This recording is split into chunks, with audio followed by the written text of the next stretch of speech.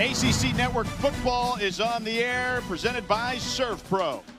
Welcome to Stanford. The walk led by a motorized couch with Andrew Luck, their general manager, in it in very quirky-like Stanford fashion. The players walking into the stadium, getting ready to do battle against their neighbors from 20 miles away. The Stanford band, obviously here in town and famous as well in their own right. Coach Wright and Coach Niamatalolo shaking hands, getting ready for their teams to play in this one. And welcome inside Stanford Stadium alongside Super Bowl champion Rodney McLeod of Virginia Cavalier. I'm George Sedano. Victoria Arlen will join us in just a moment. So, Rod, this one is a rivalry renewed. The Bill Walsh legacy game. Bill Walsh played for San Jose State and obviously coached here at Stanford. What's at stake in this one? A win. Both teams, Stanford and San Jose, are urgent and desperate for a win. They got it off to a slow start this year, but they've been able to rebound and find a way to win these past couple of weeks. Glimpses of great play, but today they're chasing consistency. And Ben Gilbranson, the quarterback for Stanford, is certainly chasing some consistency. Got here late in June, so still looking for some chemistry with his wide receivers. We saw that certainly, though, at times in the second half last week at Virginia. But the straw that stirs the drink for the Stanford offense is big number 20, their tailback, Micah Ford. Micah Ford is the engine of this Frank Wright offense. When he is at a high frequency and a high performer, this offense is clicking on all cylinders. He is a man with size and great frame, but very powerful runner. But what I like most about him is that he's light on his feet, he's agile, and has the ability to take it the distance if you aren't careful. And he will break a few tackles as well. As this game goes on, he gets stronger. There are his numbers this season, 4th in FBS in yards after contact. But there's a big culture shift here at Stanford thanks to Andrew Luck. For more on that, let's welcome in Victoria. There's a bit of a new culture, or a revived one, if you will, thanks to a familiar face here at the farm. Andrew Luck brought back a thing called Wise Words, which is when a player is selected after practice and they get to provide their own words of wisdom and inspiration. And it was a staple when Andrew Luck was here as a quarterback, which the current team has now embraced. And this is just one example, George, of how Andrew Luck is shifting the culture of Stanford football. Thank you, Victoria. He's got his hands in a lot of things, and we'll discuss that throughout the broadcast. But we've talked offense with Stanford. On defense, though, they've got one guy circled for San Jose State. That's number 10, Danny Scudero. Danny Scudero is the real deal. He's a guy with real speed. When I watch that Texas game, he's getting behind all of their defenders. He does so much for the San Jose offense. RPOs, jet sweeps, the deep ball, he tracks and catches very well. If they want a chance to win today, they'll have to make sure they get the ball in his hands a lot. And if you're Stanford's defense, you better have him circled. No question about that, man. He can scoop for sure. San Jose State has won the toss. They have deferred, so they will kick it off. Matthias Brown will kick it off. Caden High and Cedric Irvin set to receive for Stanford. And we are off. High brings it out. Found a crease for the moment, but just shy of the 20, down to the 18-yard line. And that's where the Stanford offense will come out, and Ben Gilbranson, his season numbers, GM Andrew Luck recruited him to Stanford. Growing up, though, Ben told us that Stanford was his dream school, would always come to the Stanford camps as a kid. He's a Southern California kid, so it's a dream come true to play here at Stanford. Micah Ford in the backfield, as we discussed earlier. We'll call his name a ton.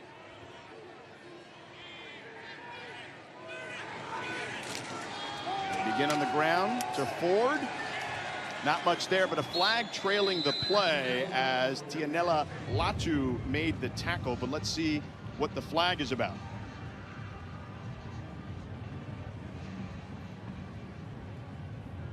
Personal foul, hands to the face, offense, number 66. Half the distance to the goal, and it'll remain first down.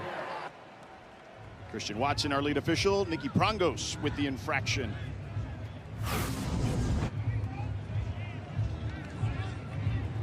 There you see it, Rod. Yeah, just got his hands up just a little too high there. So Stanford backing up already. It'll be 2nd and 20, ball on the 9-yard line for the Cardinal. Check that 1st and 20. They throw to Farrell down to the 15. A completion there for 6 yards for Stanford. It's a nice concept on the outside, just a spot concept, and Gobranson's going through his reads, and he's able to find his receiver there sitting in that zone window for a nice game. Take the easy stuff is something he told us, Rod. In this game last year, he struggled. He was at Oregon State. He transferred to Stanford, and last year threw 2 critical interceptions against the Spartans. Branson throws over the middle, and it's complete to C.J. Williams right at the marker. It looks like, do they give him the first down? They do. So Jalen Thomas in coverage there, but an excellent play for Stanford. 15-yard Really gain. good time and throw by Branson, finding C.J. Williams versus the young Jalen Thomas. That's going to be a matchup to look closely at as this game unfolds. How can Jalen Thomas hold up versus the experienced receiver? Branson this time under center.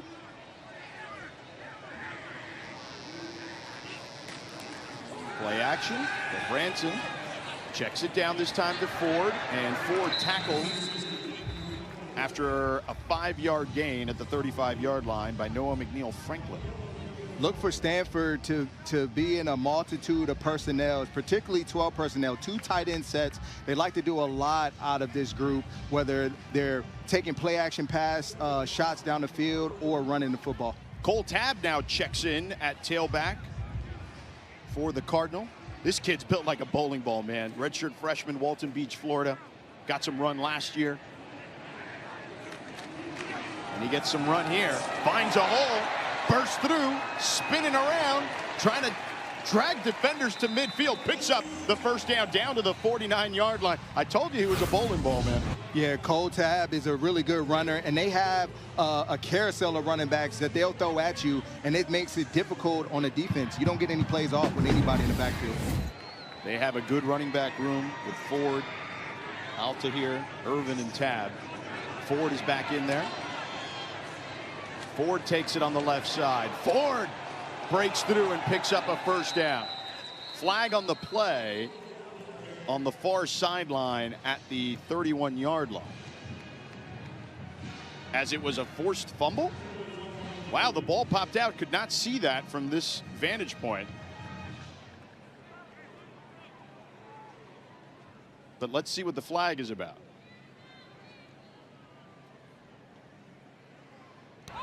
The ruling on the field is a fumble recovered by San Jose. Prior to that, illegal substitution, 12 on the field. It's a 5-yard penalty from the previous spot, and a repeat first down. So Isaiah Rivas recovered the fumble. We'll see the illegal substitution here. So Stanford lucks out. Yeah, the tempo really got to San Jose defense, and they couldn't figure out the right personnel. And unfortunately, it wipes away a huge turnover on this first drive. Jalen Apollit-Williams with the infraction. Really good punch out. It's unfortunate that it's wiped away. Cole Tabb back in the backfield.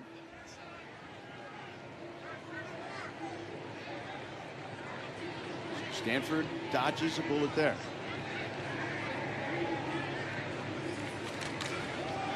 Back to the ground with Tabb, tries to get to the edge. Another flag trailing the play, and he has enough for the first down. Noah McNeil Franklin with the big hit on Tabb. Holding. Offense, number 86. 10-yard penalty. Remains first down. And that's their star tight end, Sam Roush, with the infraction.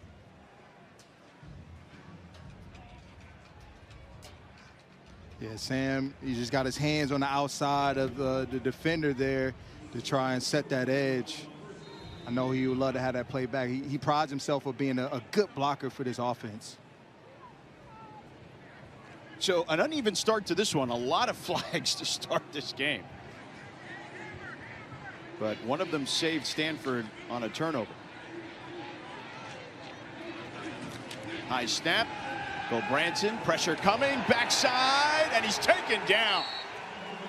Noah Ciosi brought down Branson. Really good job by Ciosi, just running a nice stunt, but just powering through the offensive lineman there, and a good finish. And that's one thing that Sam talked to us about for this Stanford offense. We have to protect Branson if we want to have a shot at winning. Gorgie, the offensive lineman who got beat on that play. A 6-yard loss, 2nd and 21 for Branson and company. And another flag. This one looks to be false start.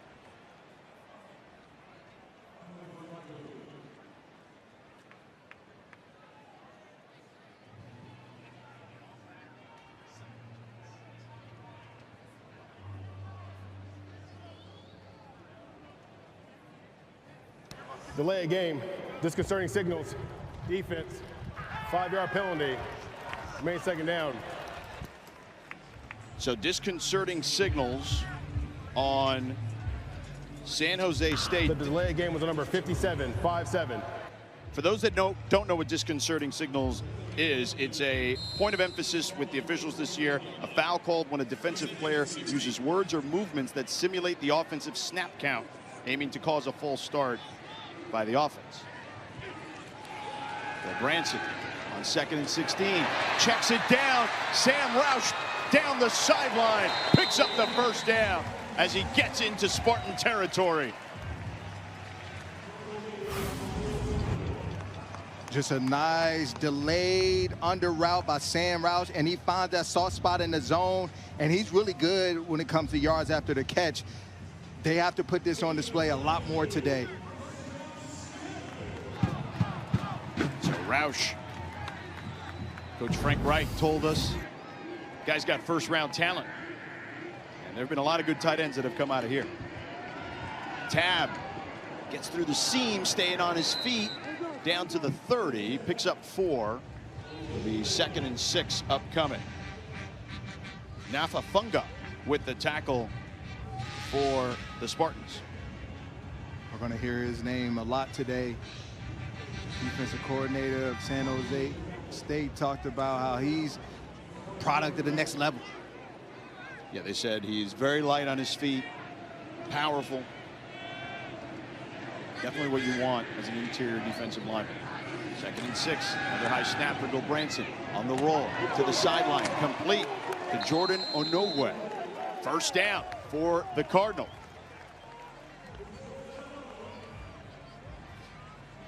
I like the play design and being able to get Branson outside of the pocket this time and just found his receiver right there on the sideline.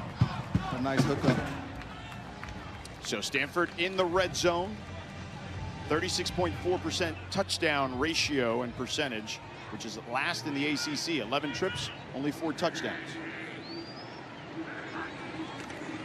Play action, Branson on the roll. Throws over the middle, complete inside the 10. This time to C.J. Williams, the leader of this receiving core. QBs can trust him, is what Frank Reich says, and you see it right there. They took advantage of San Jose State being in man-to-man defense, bringing C.J. Williams all the way across the field. So it'll be 2nd and short here. Tab again. Tab pushing forward, extends. Gets the 1st down. So 1st and goal now. Field, the 1st down. 1st and goal now for the Cardinal. Branson 6 of 6 for 59 yards through the air, but we've seen Micah Ford, we've seen Cole Tab mixing it up in the backfield, which they'll do a lot of throughout this game, and that's what makes their rushing attack really good when it is effective.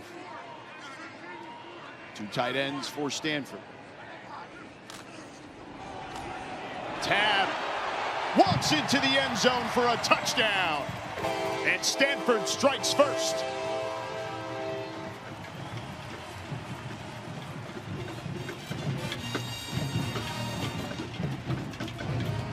An 8-yard run, 11 plays, 81 yards, 7 minutes and 18 seconds off the clock.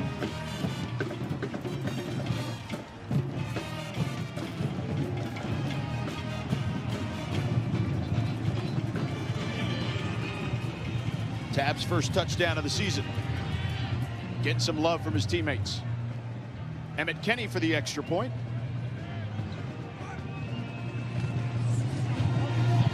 Kick is right down the middle. 7-0 Stanford. Really good job. Slow start to the drive, but finished very strong. And good running, good blocking, and that's a Stanford touchdown.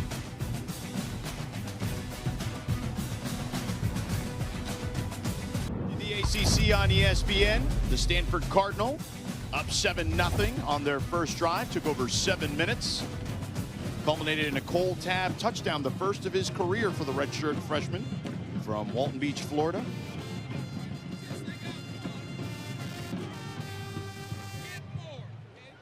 Emmett Kenny getting ready to kick it off for the Cardinal. Hall of Fame weekend here at Stanford. Floyd Chuck IV and Jabari Bates, the two tailbacks back there for the Spartans. Bates takes off and taken down near the 15-yard line by Sam Neely III. Let's take a look at how Stanford scored here, Rod. Now this play worked because we're looking at Noah of San Jose defense and Chico, the tight end here. And Noah, he is the edge defender. As you take on this block, you have to keep your right arm free. He gets down the middle line and gives up the edge and allows Tab to get into the end zone. Only the 4th Stanford rush TD this season, came in with the fewest in the ACC. Walker Egan in the gun for the Spartans. A quick toss to Scholes, and Scholes breaks through, picks up the first down on the tunnel screen. Kyrie Scholes with a 14-yard gain. Walker Egan and company going fast. That is a staple of the Spartans offense. Another toss, this time bobbled by Scholes, but Scholes able to break to the sideline, and you see that burst from Scholes. You see it on display early here, and they're doing a real good job at just space plays right now, spreading the Stanford defense out and looking for the matchup. Walker Egan, you saw those numbers there a moment ago. Those are the numbers he put up in a win San Jose State had last season against Stanford. 395 yards, 4 touchdowns. Stanford looking for a little revenge. Walker Egan changing the play at the line of scrimmage. Got time, floats one, it's complete to Jackson Kanan, the tight end, inside the 20. A big first down for the Spartans, and they're on the move and looking to strike. And there was some chess match going on there. Stanford's defense showed blitz. San Jose, Walker, he checks out, and next thing you know, now he checks into a better play and picks up a huge gain. 44-yard gain for the Spartans.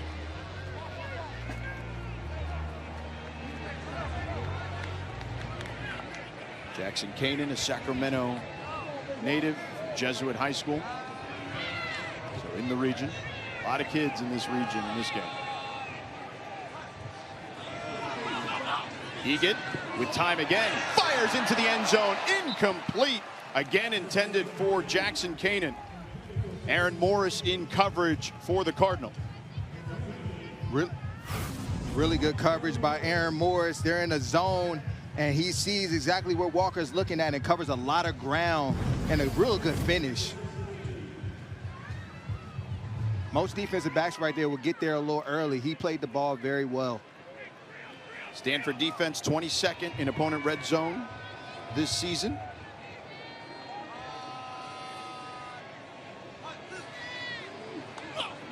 A lot of red zone trips for their opponents. Allowing they're 22nd in the nation in red zone. And a big tackle there by Braden Marceau Olyalinka. Floyd Chalk, the tailback there. First play of the game for him, no gain. Really big third down here. I'll be interested to see if Stanford's defense comes with the pressure look that they were given earlier in this drive to just speed Walker's timing up a little bit. 3rd and 10.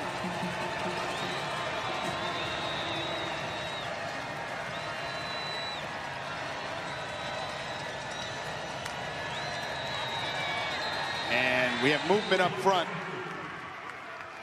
False start. Offense, number 3. 5-yard penalty.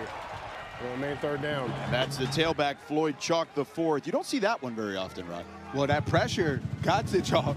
He's trying to identify who am I picking up in this blitz. And the Stanford defense, Matt Rose in particular, he did a real good job at disguising that time and did more of a late blitz. Matt Rose, number 35, Hunter Barth as well. Those linebackers, they will bring the heat. 3rd and 15 now for the Spartans. Big play here for the Cardinal defense. Egan with time towards the sideline, incomplete. Intended for Kanan again, the tight end. Matt Rose in coverage, but that one, Egan led him a little too far. And Matt Rose just in really good coverage. You know, he didn't give up too much space despite the down and distance, and just a clean finish by him. In the last couple plays, I've been impressed by Matt Rose. Dennis Lynch, the 5th-year senior, USC transfer. He's 1 of 5 this season. And that one is up and good. Make it 2 of 6. So the Spartans get on the board. Cardinal still leading by 4. And now it's time for Food Lions. Food for thought. Rod, what do you got today? Yeah, San Jose State, as we saw in that first drive, they got to win on early downs to keep that tempo going. They have to control this rushing attack. And in Stanford, you got to establish the run, and you got to be disruptive versus that San Jose offense. No question about that. You got to be disruptive for sure. They have to get a little creative. Andy Thompson, their defensive coordinator, told us against this San Jose State team. Offensively, though, despite the flags, looked pretty good when they were marching down the field earlier. Cole Tab picks up about 4 on that one. Cole Tab getting a lot of run early on. He is, and I think they talked about it. They said, you know, sometimes we just go with the hot hand for that particular game, and right now they're trusting in Tab, and I have full trust. If I'm Frank Wright in this offense, full trust in every running back that lines up. 2nd and 6 for Stanford. Back to Tab. Tab trying to break free there, but corralled after a 2-yard gain. 3rd down upcoming.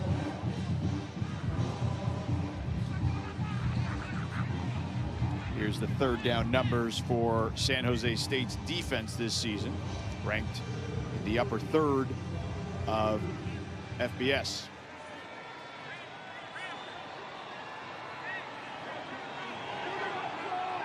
First 3rd down for Stanford today. Let's see what they do on 3rd and 3.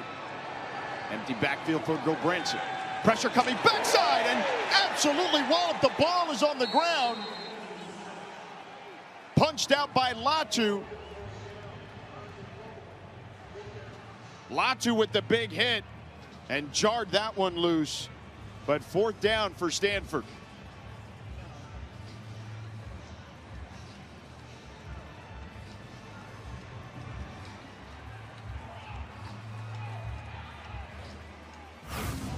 Huge play by the San Jose defense.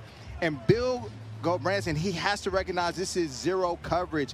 You have to get the ball out quick because there is an extra defender The ruling that's on the now field, the in the runner being rush. down prior to the fumble is under further review. They said he was down, and the punt team is running out, but they're going to review this one to see if Gobranson was indeed down. Sorry, Rod, didn't mean to interrupt you there. Oh, you're completely fine. The recovery there made by Funga, Nafa Funga. So let's take a look if indeed Gobranson was down.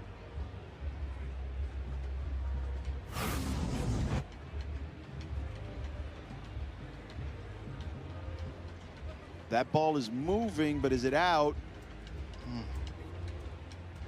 Oh, that, I mean, it's tough because Yeah, I need another look. Yeah, a lot of bodies there. This is a good look here. Oh, no, Oh, more it gets bodies covered blocking. up. Yeah. So, again, there needs to be indisputable evidence to overturn it. seems like every angle that we look at is blocking the ball and the timing in which it came out. This is our best shot right here. Hold on. Let's see. So his knee. Yeah, we can't see his knee, unfortunately. His elbow. Let's see. Ball is out before his elbow hits the ground. I don't know if his knee was down, though. Let's see. The knee could be resting on somebody else's leg. It's very possible. Normally you get a better look at it, one of these angles. Well, the reality is, I mean, it's just there's so many bodies in the way. It's an unfortunate situation. So, again, we'll see what the ACC Review Center sees. And Christian Watson, our lead official, conversing with them.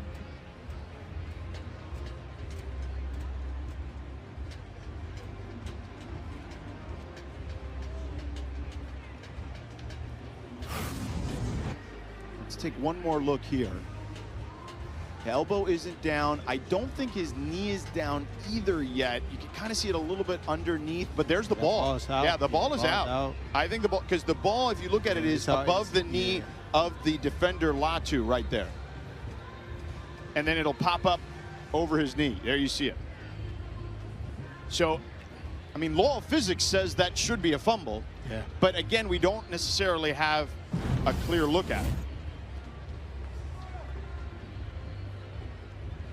Two big plays thus far, by the way, by Taniela Latu, the captain of the Spartans defense. Yeah, one of the leaders of this defense. And third down, they do a lot of disguising. After further review, replay determined the ball came out prior to the runner being down. And the immediate play, the ball was recovered by San Jose State. Therefore, by rule, the ball belongs to them there. First down. So Latu did knock it out, and Funga recovered. And San Jose State will have the ball just outside the red zone. What a play by Latu, and they talk about it all the time. As a rusher, it's not good enough just to get the sack. You want to hunt that football, and he does a deliberate swipe on the football. And Ugorji again beat on that play along the offensive line for Stanford.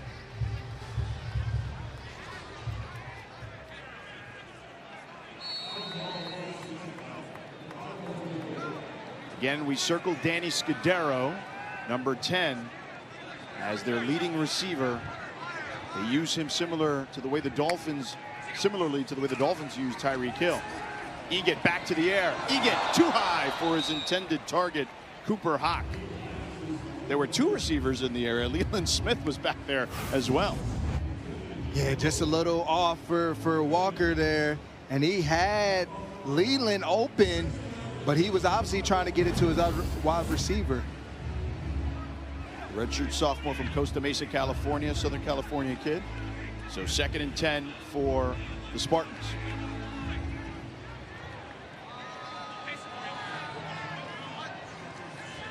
Eget with plenty of time towards the sideline and tackled inside the 20 is Leland Smith.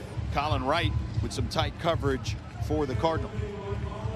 For a second, I thought that was a dangerous throw by Walker. It was a little high.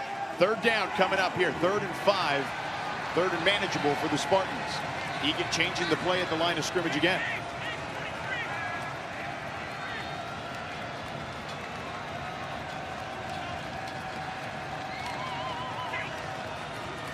Stanford comes with a blitz. Spartans pick it up. Eget throws on the run, complete for a 1st down. Near the 10-yard line, Kyrie Scholes.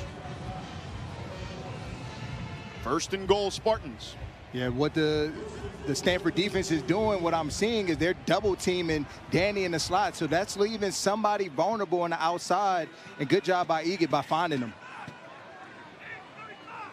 Scudero getting blanketed thus far. They're not going to let him beat him. Eget on 1st and goal. That one batted in the air. Eget able to catch it and then falls forward just shy of the 10.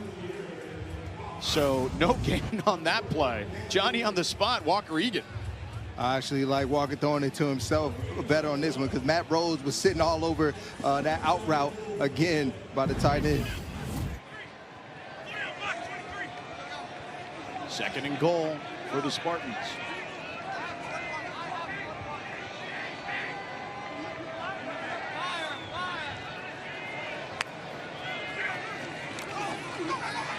Egan finds his receiver on the slant for a touchdown, and it's Scudero in the slot, and the Spartans take the lead.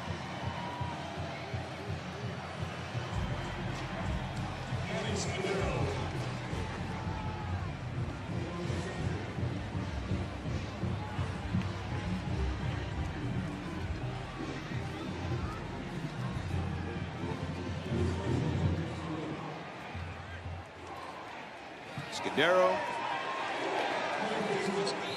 his 2nd touchdown of the season. Extra point is up and good. And the Spartans able to capitalize on the turnover. Latu forcing a fumble and Funga grabbing it. And then on time to Scudero, beating the Cardinal to the spot. And an easy touchdown for the Spartans, who now lead by 3. And Scudero saw that right away. He looked at the quarterback Walker and said, look, there's a safety on me, Charlie Heckart, and what I can do is I can win. And that's what they found. They found the vulnerable matchup, and that's a tough matchup on a safety when you're talking about Danny Scudero. This guy does it all, and that time they put him one-on-one, and he won as usual. So Scudero gets his first catch. Touchdown. Egan 7 of 10 for 90 yards and a touchdown to Scudero. The Stanford defense has played well in 3 of their 4 games, I should say. But that Virginia game started off rough for them. They played a little better in the 2nd half. Stanford takes a knee. They'll begin at their own 25-yard line. Coming up next, the ACC Huddle Final Score crew will have a complete wrap-up of our game. The whole day's worth of highlights, analysis, interviews with players and coaches. They've got you covered.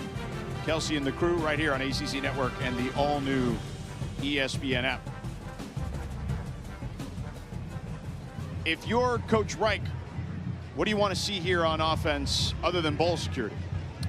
I want to see them, again, get back to the ground game. That's set up a lot of great plays for them so far in this game. Branson under center, Ford, the deep man in the backfield. Get it to Ford, not much there, maybe a gain of 1.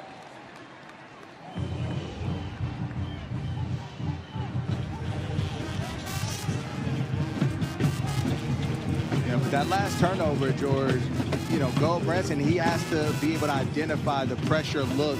And like I said, because of the 0 pressure, you have too many men to block. He's got to get the ball out faster.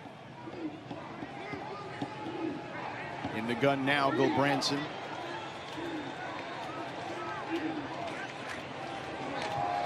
Ford again, trying to spin out of trouble, but Funga brought him down after a short gain of about 2. 3rd down and long coming up. And that'll do it for the first quarter. The Cardinal looking to get their 2nd win of the season, but trailing at home by 3 to their crosstown rival, the Spartans.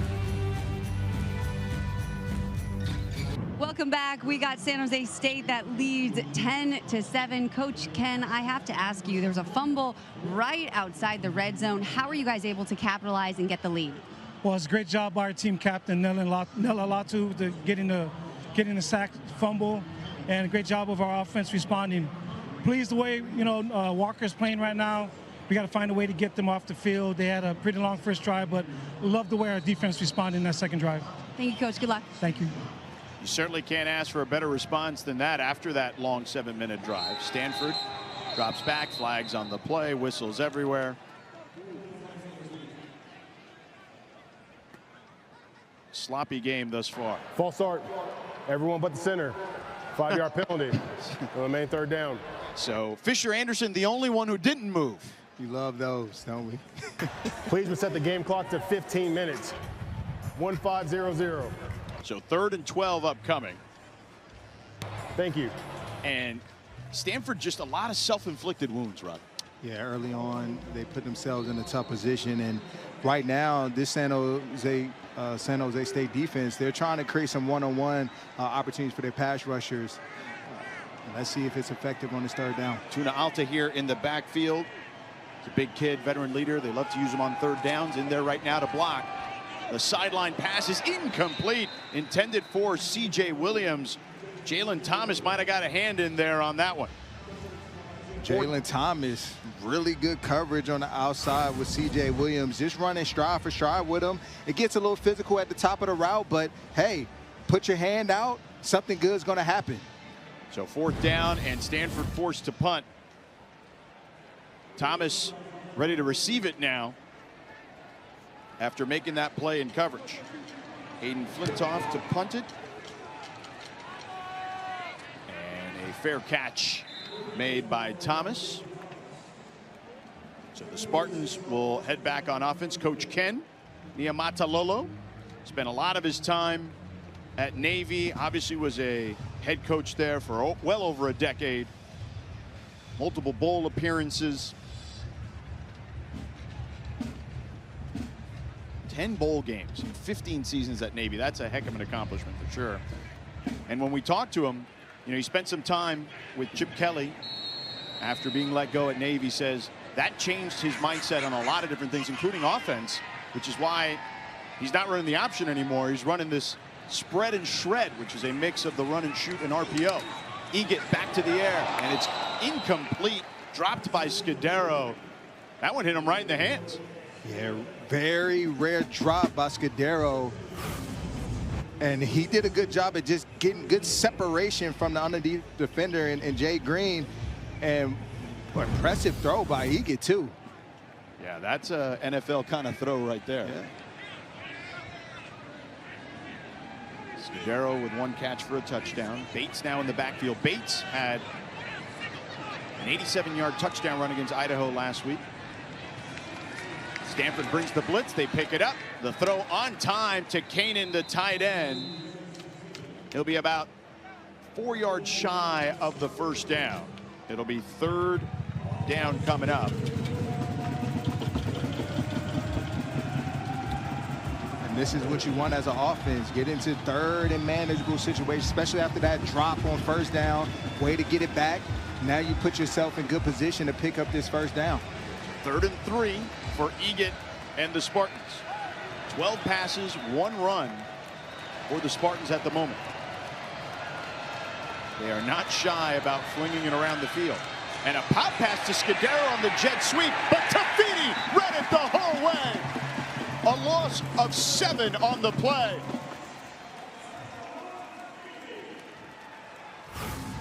Good play by Tafiti and just recognizing what was going on, slight shuffle down the line, and gets up the field immediately to be able to take away the speedster Scudero. And he says, no, no, no. So 4th down, good stop by the Stanford defense. Trent Carrizosa to punt it off. Liam Thorpe ready to receive inside his own 20.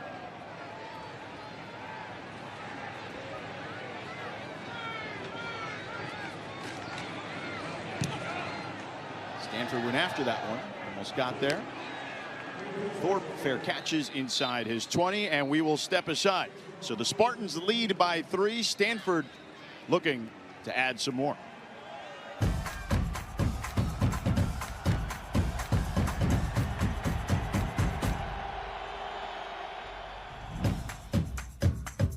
Stanford, they trail by 3. Frank Reich, the interim head coach, 19 years as a coach in the NFL. Head coach, position coach, coordinator, played in the league for 13 years as well, most recently with the Panthers. Was your head coach in Indy and was the defensive coordinator when you guys won a Super Bowl, or excuse me, the offensive coordinator when you were on the defense in Philadelphia when you won the Super Bowl. Bill Branson to the air.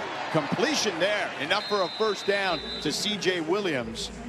And I'm sure you've recognized some of the offense that you're seeing out there, having gone against it in practice a ton. Yes, Frank loves his 2 tight end sets. He likes getting his tight ends involved. He had a great one that Stanford knows well about. Zach Ertz had many battles with him, but Frank is just a great man and heck of a leader. He was happy to see you in our meetings, certainly this week.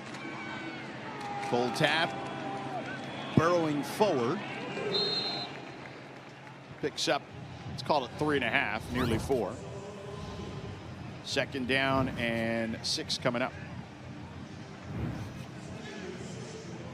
He's got one of these offenses, man, that if you are a receiver, if you're a tight end specifically, you got to love playing for Frank Wright.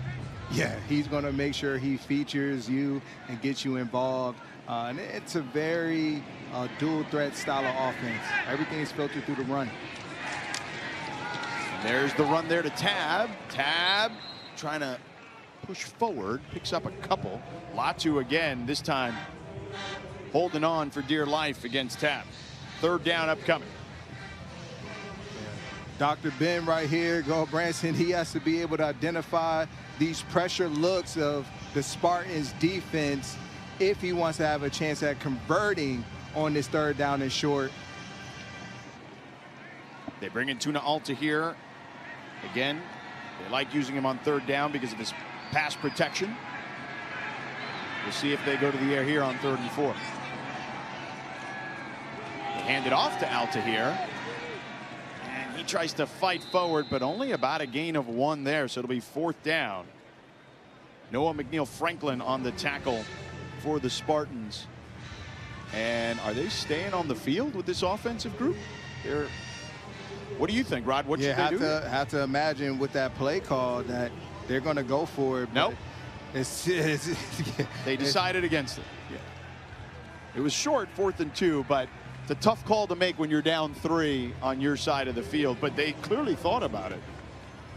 By the way, 0 first downs for Stanford since that first drive when they scored the touchdown and took 7 minutes plus off the clock. Flintoff to punt it.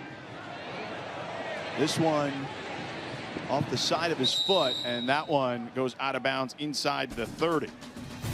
So decent field position for the Spartans. They lead the Cardinal by 3.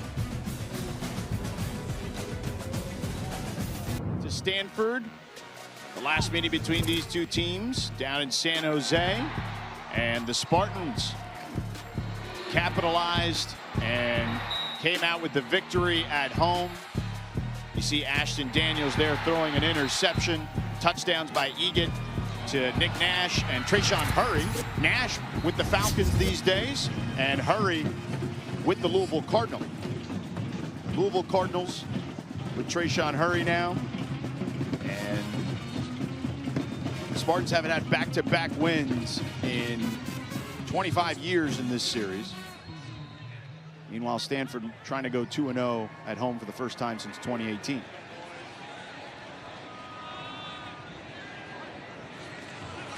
Play action for Egan. Stands in the pocket, fires one down the field, bobbled by his receiver, but caught there by Kyrie Scholes. A big first down and already in Stanford territory for the Spartans. Yeah, just a scissors concept on the outside there, and the defenders seem to get picked off, and they don't exchange that well.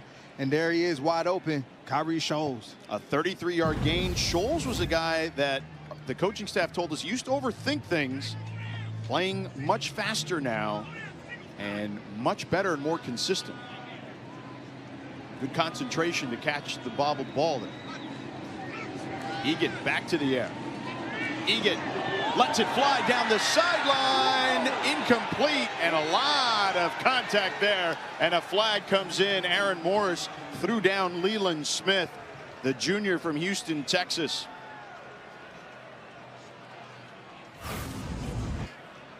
Yeah, good placement by Walker and good savvy move by Leland. Defense, number 31, 15-yard penalty. to try and just throw him by and come work back to the football, and that's what caused Aaron Morris to be able to wrap his arms around him and throw him down. So Leland Smith did initiate that contact, to your point, and then Aaron Morris like, wait, man, you can't put your hands on me, and got the best of him there. So they tack on 15 more yards. Ball on the 22-yard line.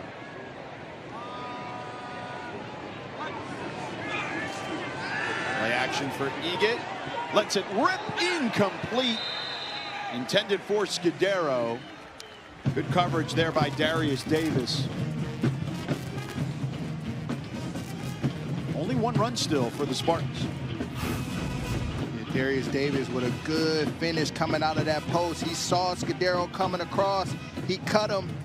And then just a good finish around the arms there. The ball zips out of Egan's hands. It does. Been impressed early with his ball placement here. Scudero with tons of room in the slot towards the bottom of your screen. Egan looks for Scudero, and there he is on the out to the 15-yard line. Nice gain there. 7-yard gain, 3rd and 3 upcoming. Yeah, Davis is just about 10 yards off, and Scudero knows it, and he just takes the 5 yards and say, I'll take that. And they bring in a different quarterback here, Tama Amisone. He's a freshman from Hawaii. They like to use him as a runner, and Floyd Chalk back there with him. And flags on the field.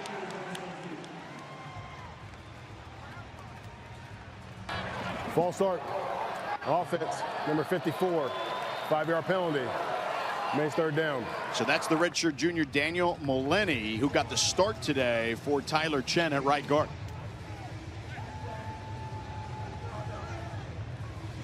Egan back in there now in the huddle. 3rd and 8. See, they like to put Scudero over here into the boundary. He's their mover. He's going to let the quarterback know whether it's man or zone based on some early movement from him. They're giving him a little less cushion, and we have whistles on the field. Timeout, San Jose State.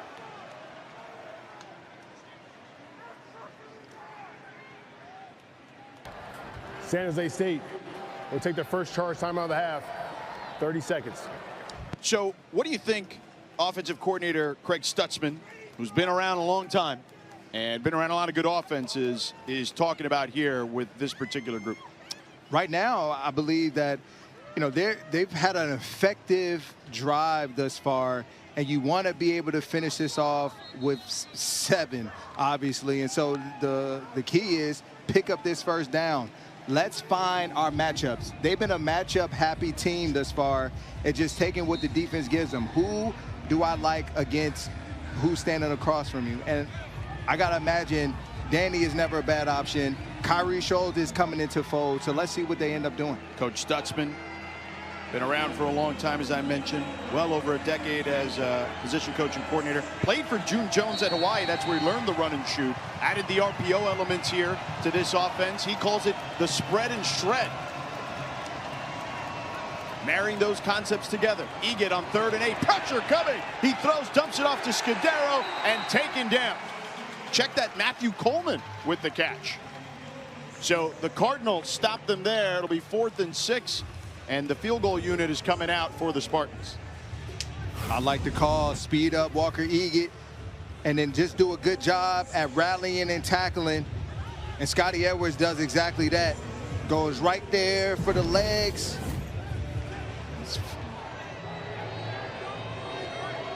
Dennis Lynch. The field goal is up and good. He likes it from that hash mark, and he's made 2 today after starting the season 1-5.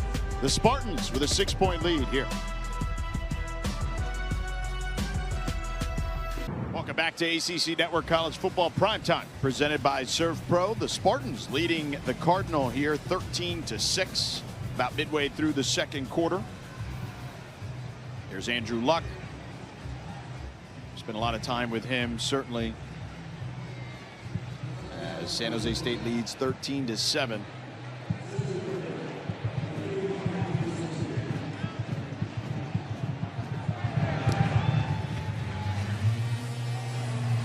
Kick off to Caden High. High trying to weave through traffic, but stuck there just shy of the 25-yard line. A 19-yard return. Stanford's offense today on that first drive looked fantastic. On the script, first drive 81 yards and a touchdown, over 7 minutes off the clock. Since then, fumble, punt, 16 yards. Yeah, the first 15 was scripted very well, but since then the Spartans defense has made some adjustments and they've stalled the Stanford offense since then.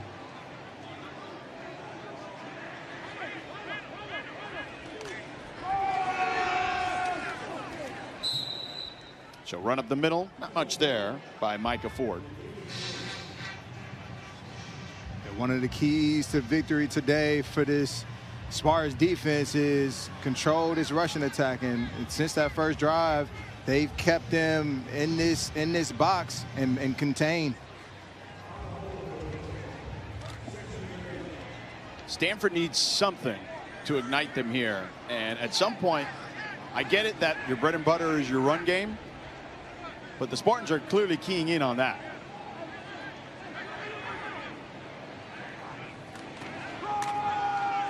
Ford, no hole there. They chop him down at the 25-yard line.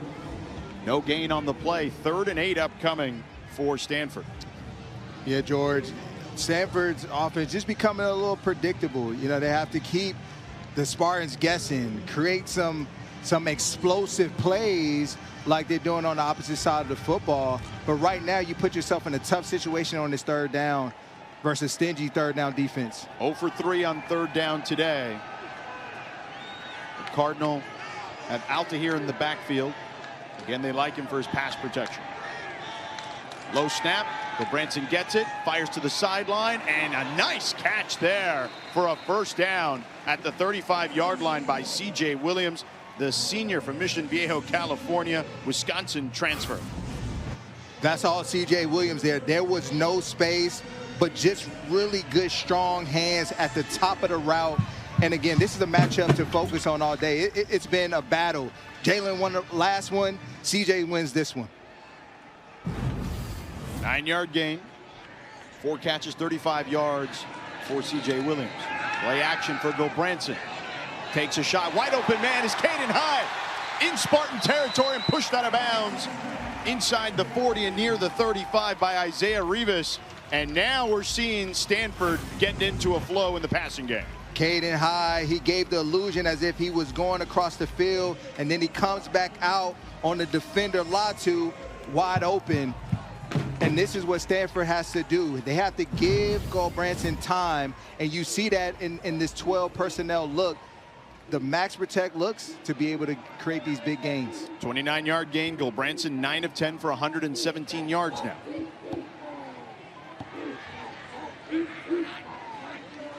Spartans bring pressure. They run with Altahir, and he's wrapped up immediately by Justin Stearns, the redshirt junior out of San Diego, California.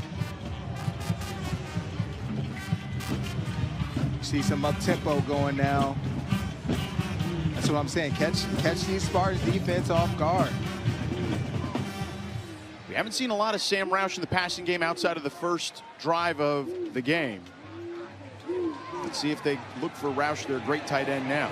They find Caden High, who goes up high and gets it, climbs the ladder, and makes the catch inside the 20, down to the 15-yard line, a 1st down. Caden High, so far, he's doing a lot of work on these linebackers. Last time it was on the outside versus Latu. This time, Jordan Pollard coming up short. How about that block by number 6, the tailback, Tuna Altahir? We've talked about how they like him in pass pro. 21-yard gain. High 2 catches, 50 yards now. Branson. High snap. There's Roush, and he gets into the end zone for a touchdown. A 1-yard pitch and catch from Gulbranson to Roush. Stanford ties it up pending the extra point. Well-designed play here by the Stanford offense. And again, Roush with this delayed release. He gives the illusion that he's blocking, and then he releases late. And again, Gulbranson finds him, and that's your guy. Getting a lot of love on the sideline. This is a young team that's having a lot of fun out there. I did a bunch of games last year. It just felt like sometimes things were tense. This is a group that's having fun, and you see it visually out there. Emmett Kenny, extra point is up and good, and the Cardinal take the lead. Let's check in with Victoria. Guys, it felt like for a moment it was tense, rightfully so, given what the score was. But that touchdown, that shifted things because there's a loose and excited energy on the sidelines now. Yep, for sure, Victoria.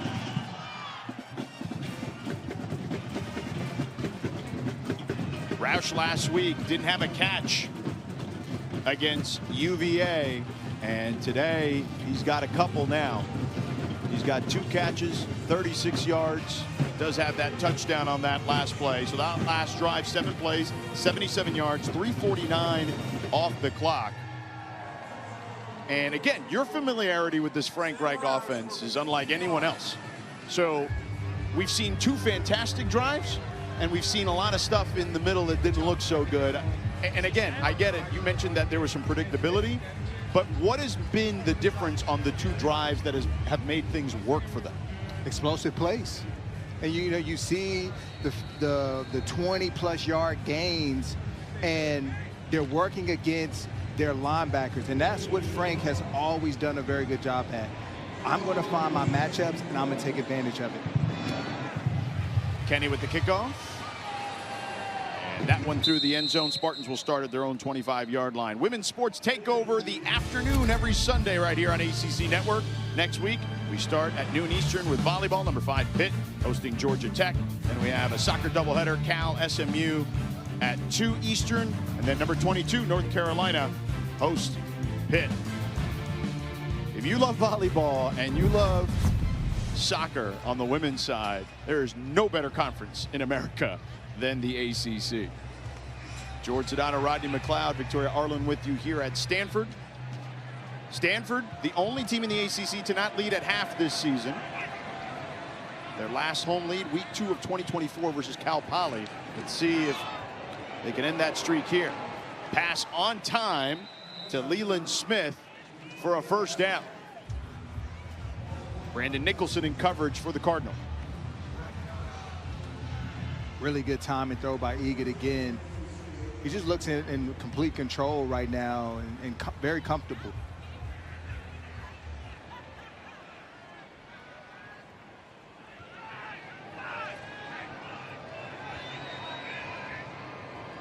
Only 1 run again for the Spartans. And we have whistles on the field. Full start, Spartans. False start. Offense, number 74. 5-yard penalty. Man's first down. That's Sione Nomani, the 5th-year senior out of Portland, Oregon, transfer from Utah State.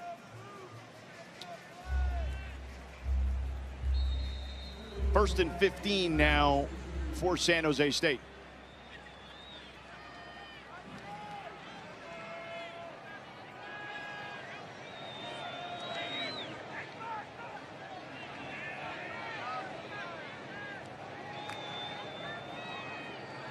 Egan has had plenty of time, lets it fly, and Leland Smith comes down with it near the 30-yard line. Goes up, high points it, and gets it. What a grab by Leland Smith, and going against Stanford's top cornerback, Colin Wright, that I like a lot, and that was just phenomenal. Egan back to the air. This time complete to Scudero for a short gain down to the 28-yard line. Jay Green in coverage. 4-yard gain on that play. Egan, man, he is not only does he have a gun, but he has excellent ball placement too. Yeah, the ball placement was incredible on that last play. Right on the sideline, giving your receiver big in stature, a chance to go up and make a heck of a grab. 2nd and 7 for the Spartans.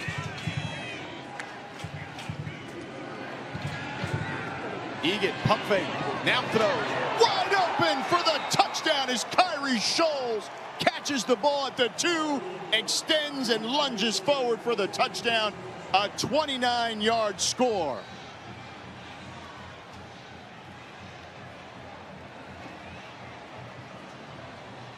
Second TD for Egan today in the air. 4 plays, 75 yards for the Spartans.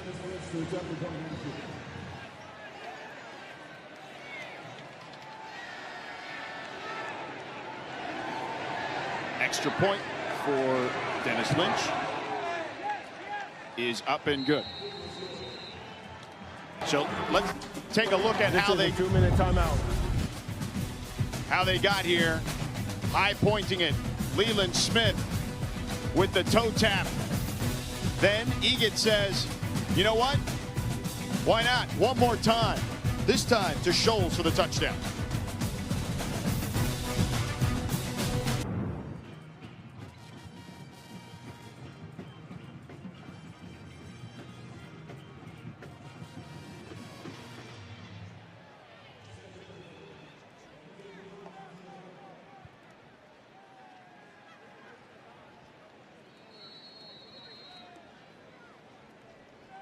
Welcome back here to Stanford.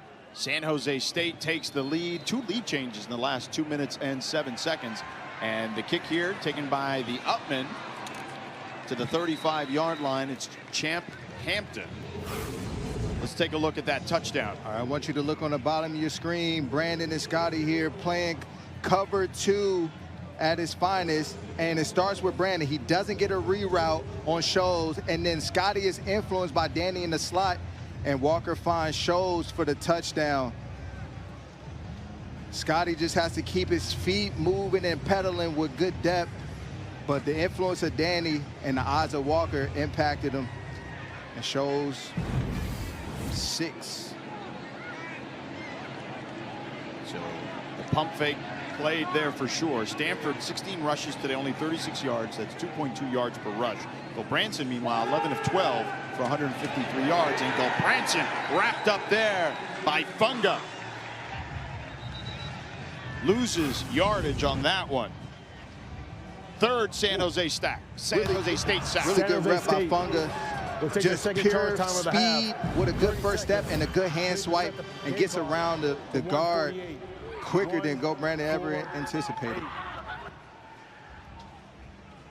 And Yamauchi was the player beaten on that one. 2nd and 15 upcoming. Stanford talking things over at the moment. And again, we mentioned set the game clock to 1:48. 1:48. So we'll get 10 more seconds. Thank you. You're welcome. We mentioned earlier that Stanford is the only team in the ACC to not lead at the half this season. Their last home lead was back in week 2 last year against Cal Poly. Now, another thing to watch out for with San Jose State, they are going to the air strictly, basically. Egan is 16 of 21, and they only have 1 rushing attempt. The lowest they've ever had in a first half in the last 10 years is 5 attempts. So, Coach Ken, a guy who ran the option, is just throwing the ball all over the yard. Yeah, shout out to the coaching staff of San Jose State for leaving my passing attack is better than their defense right now. Well, Branson drops back. He lets it rip down the sideline. Farrell over the shoulder, can't haul it in inside the 40. Jalen Thomas again in coverage. They are putting him on all the best receivers for Stanford. Yeah, and to take on that responsibility as a freshman is hard to do, and another tough matchup versus Farrell. And Farrell runs with the best of them. He had a couple steps, and good placement again by Gulbranson, but just a tough grab. Had Thomas beat, to your point. 3rd and 16. Gulbranson goes down at the 20. Jordan Pollard, the senior from LA, played his high school ball in Las Vegas. San Jose will take their first, or excuse me, their third and final Nice timeout of the pressure half. by the 30 Spartans. seconds. Again, wrapping around. Jordan Pollard comes around, does a good job at finishing, and they've seen something in this offensive line that they like. Well, to your point, Rod, San Jose State, their defense in the first 3 games had 2 total sacks. They got 4 today. And you see Jordan Pollard there, who is one of their defensive captains. We talked about Daniela Latu. Pollard is an impact player for them, has 27 tackles this season coming into this game. A lacrosse player. Started that in the 4th grade. Says it has helped him tremendously with football.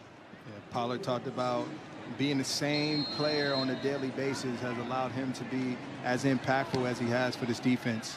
Flintoff with the punt. Thomas with the fair catch, but a flag on the play. There's 2 actually, both near the 20-yard line. Stanford had more than 4 people in the backfield at the time of the snap. It's a foul for illegal formation. That 5-yard penalty, the forcement of the kick. First down, San Jose State. Wow.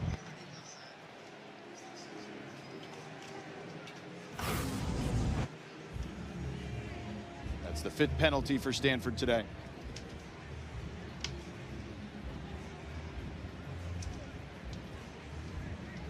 Pre-snap penalties got to drive you nuts as a head coach.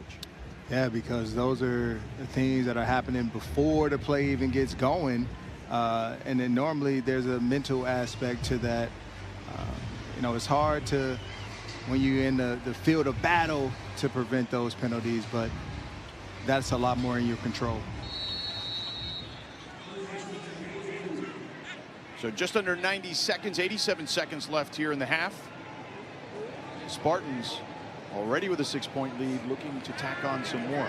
Egan flushed out of the pocket, takes a deep shot. Scudero running wide open, catches it inside the 20 and out of bounds at the 15. A big first down.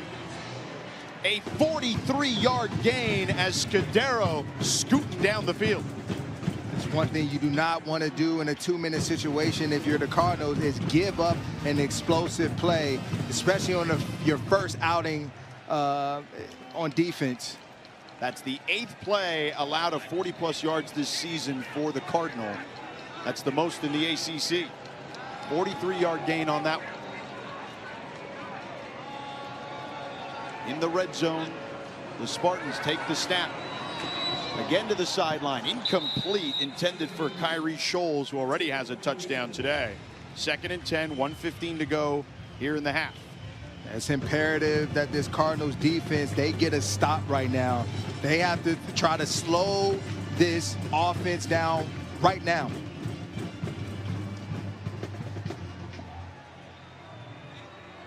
And what we've seen down here is pressure from the Cardinals in this red zone area to be able to get this offense off the field. And they're not letting the foot off the gas as you see an empty backfield for Egan. Stanford showing blitz. Ill-timed, but they do get some pressure there, and the pass complete to Tuli Tagovailoa Amosa, the cousin of Tua Tagovailoa. And it'll be 3rd down. Stanford upcoming. will take their first charge time of the half. 30 seconds. 3rd and 5 for the Spartans. All right, what are you talking about here if you're Andy Thompson and the Stanford Cardinal right now on this 3rd and 5? Right now, what I'm thinking of, I'm going to show pressure and I'm going to back out into a zone. What they need to do, they have to muddy the picture for Walker Egan, because when he sees it clearly, he has an answer, as we've seen. So I'm going to try to find a way to make it really unclear for him in order for my pass rush to have a chance. Yeah, you want to muddy the picture, obviously, for him. Is this 4-down territory, though, if you're San Jose State? They're an aggressive team. I believe so. You know, then they're going for the juggler. But at the end of the day, knowing Coach Ken, look, points are points. And so right now, depending on what happens next, will determine what he does on 4th down. Well, no running back there again. Empty backfield. 3rd and 5. Need to get to the 5-yard line to move the chains. Stanford showing blitz again. Egan, here comes the pressure in his face, lofts it to the end zone, incomplete, too far for Danny Scudero. O.J. Rique in coverage. So 4th down, and to your point, Coach Ken will kick. Way to bow up if you're the Cardinals defense. And again, we've seen pressure be effective for them. And so I'm not surprised either that they elected to go pressure back-to-back plays to speed up the timing of Walker. Now, Egan likes it from the left half. Let's see from the right hash. And he missed it. We talked about it numerous times today. Left hash is his sweet spot. And another miss from the right hash for Dennis Lynch. He is now 3 for 8 this season. Very unfortunate and missed opportunity, but if you're the Cardinals defense, you did your job after a rough start. You finished the right way, and now you get the ball back to your offense to potentially get points before the end of this half. That's the 5th miss this season for Lynch, the most in the nation, and maybe that's why you go for it, because your kicker has not been great this year. Yeah, but at the same time, you have to show belief in your kicker too.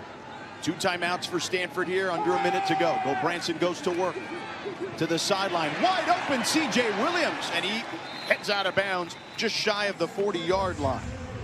So 1st down for the Cardinal. Really swift route by C.J. Williams. He gave an inside stem, got vertical, and thought he was going to go in, but he went back out. And they talked about it. He's a really polished route runner. There's not a route that he can't run. Branson, 7-step drop. Wide open again on the far sideline. And out of bounds goes Caden High. A 1st down for the Cardinal. Again, a 20-yard gain. This Cardinal offense is on the move. They're finding a lot of receivers wide open.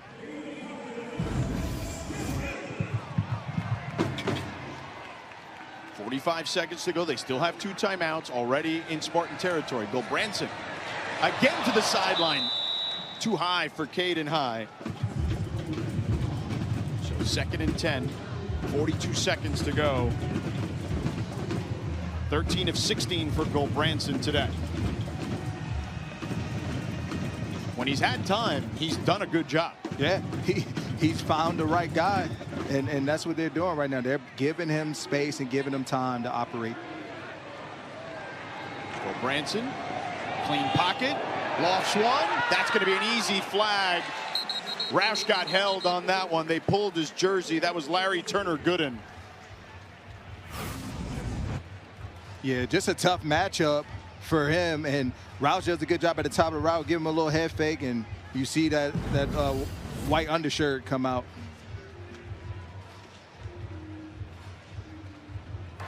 There were offsetting fouls on the play. Holding, offense number 68. Pass interference, number 3. Those fouls offset. Whoa. Main 2nd down. That's a tough break for Stanford there. Yamauchi with the hold. Let's take a look. What do you think? Yeah, he got him, and took him down. He's been rushing well all day. Vili, he's been a problem up front. Taufau Tofua was the defender on that one. Branson back to work again. Lets it rip. Incomplete. C.J. Williams couldn't haul it in. Jalen Thomas again with tight coverage. There's no fear in this young man, Jalen Thomas. It don't matter what. I'm going to keep fighting. I'm going to keep battling. True mindset of a defensive back. Next play mentality always.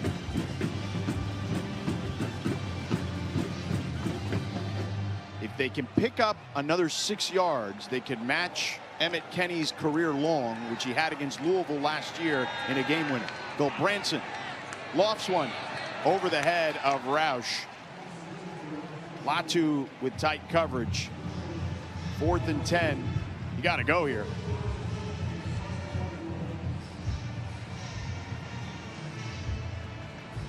What are you drawing up if you're right? Right now, Caden High has a hot hand, or C.J. Williams. I like either one, to be honest with you.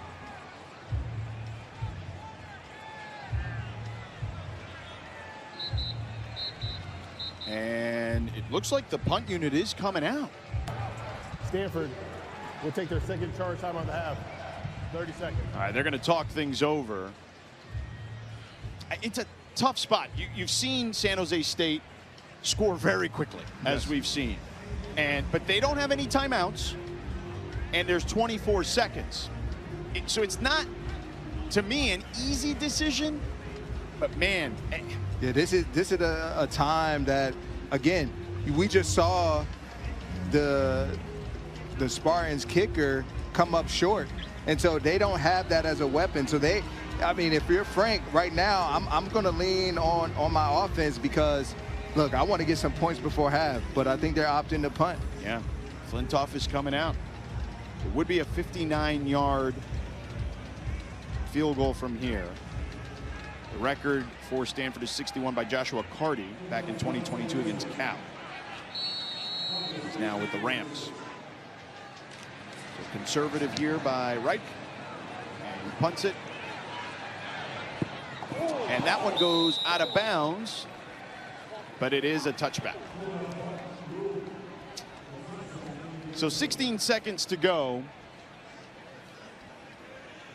And I'm guessing San Jose State is not going to put their foot off the gas, you would think, based on the way they've been throwing the ball around the field.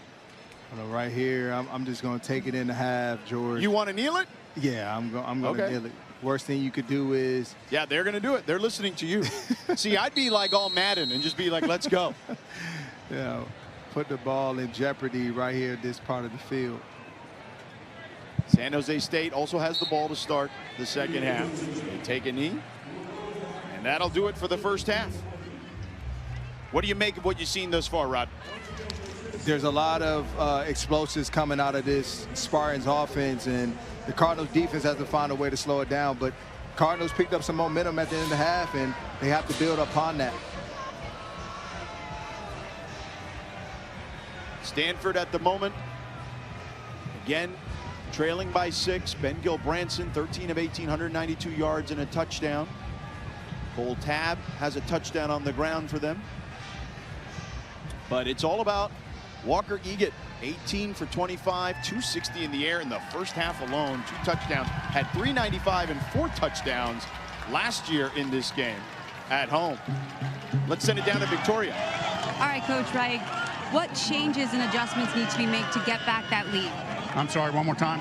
What changes and adjustments need to be made to take back the lead? Yeah, we need too many big plays. Their offense is creating too many big plays. And then on our offense, we need to be more balanced. You know, we made some plays in the past game, but 22 yards rushing, that's not our kind of football. We want to have more balance. Thank you, Coach. Good luck in the next half. All right, Victoria and Coach Reich, thank you very much. Our score, Stanford trailing in this one at home, 20-14. Now let's go back to the studio for the Auto Owners Insurance Halftime Report with Kelsey Riggs-Cuff and the crew.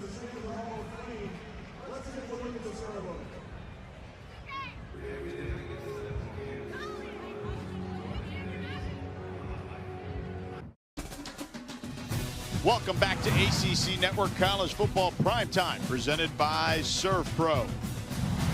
We're here at Stanford. Cardinal trailing the Spartans 20-14 as we get ready for the third quarter. The Spartans have been in control thanks to Walker Egan. He's been cooking, Rod. Egan has been cooking, and he's making his mark and his presence felt on this rivalry game. They're really trusting in his decision-making and his arm, throwing it a ton, and he's finding the right receiver every time. And he looks just very comfortable, poised, and making really decisive decisions when it comes to him throwing it through the air. Walker Egan, 260 passing yards today with a couple of touchdowns as well. That's the most yards in a first half by a San Jose State quarterback since 2021. Vic Starkle did it against Southern Utah.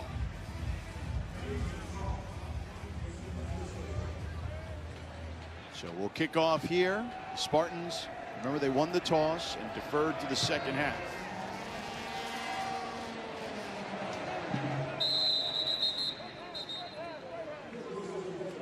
And welcome inside Stanford Stadium alongside Rodney McLeod, Super Bowl champion and Virginia Cavalier. I'm George Sedano. Victoria Arlen will join us in just a moment. All right, so the Stanford Cardinal down 6. What do we need to see from them? First and foremost, this defense, they need to pressure Walker Egan a lot more, because when they've been very effective. You have to speed up his timing and get him off of his spots and his reads. And then from their offense, I want to see more 12 personnel, them being able to really be more flexible in this personnel grouping in order to be to have a chance to win this game. So Egan will go back to work here.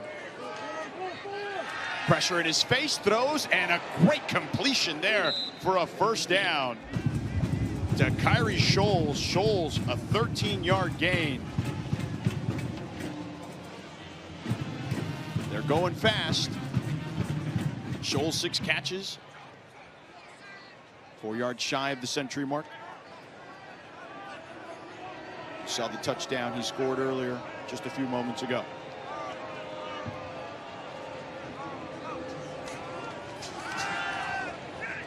Incomplete there. Miscommunication with Jackson Kanan, their tight end. Quarterback pressure there by Clay Patterson, who is their most productive player along the defensive line for Stanford. Yeah, they need Clay to come alive in this second half and really just be disruptive up front.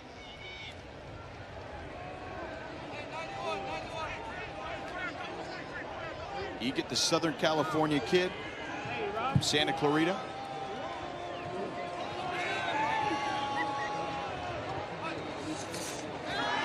Takes the snap, they pick up the pressure, fires over the middle again for a first down. Again to Kyrie Scholes, who gets over the 100-yard mark after a 15-yard gain.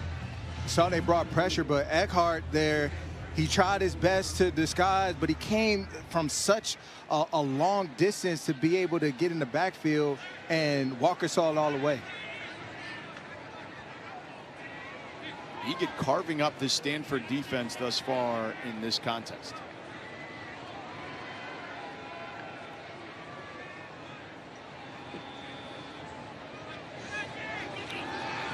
Stanford brings a stunt. They pick it up. Egan to the sideline. Incomplete. A flag on the play. Morris stepped in front of the receiver there, Leland Smith.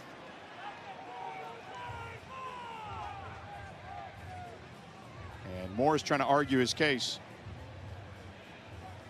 So is Frank Wright. Pass interference, defense, number 31, 15-yard penalty, an automatic, first down. So the junior from Lowell, Massachusetts.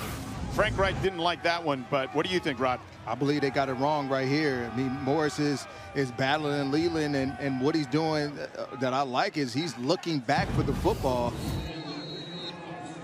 60 yards in penalties now for the Cardinal. Spartans threatening again.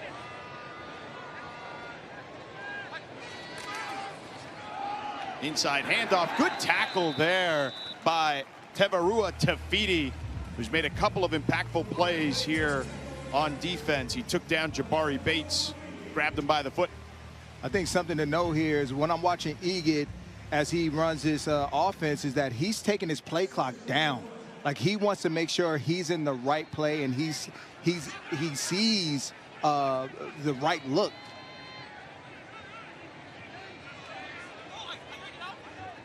Egan in the gun. Plenty of time here. He wants it all for Scudero. Out of bounds, though. Led him too far out of bounds. Jay Green, who started at nickel today for the Cardinal, the junior from Houston, Texas, in coverage. It's rare that we've seen Scudero one-on-one, but there's Jay Green, their starting nickel, taking on the matchup and just doing it good with a late win on that play. And you saw the official take his hat off because Scudero had stepped out as well. 3rd and 12 for the Spartans. A big moment here for Stanford.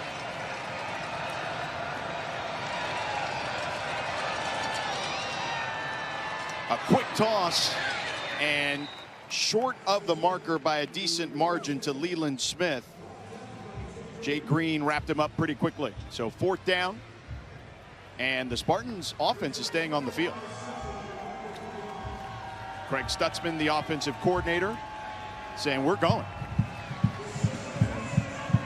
After the last field goal miss, you have to probably feel more confident in going with Egan. 4th and 6.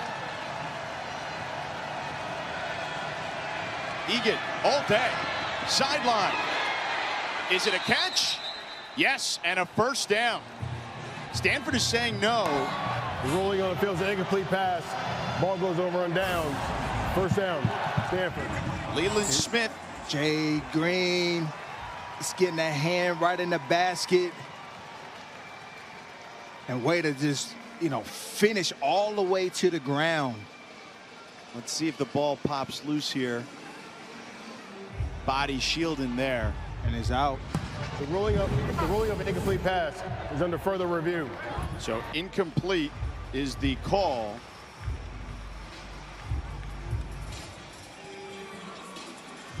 They will review here.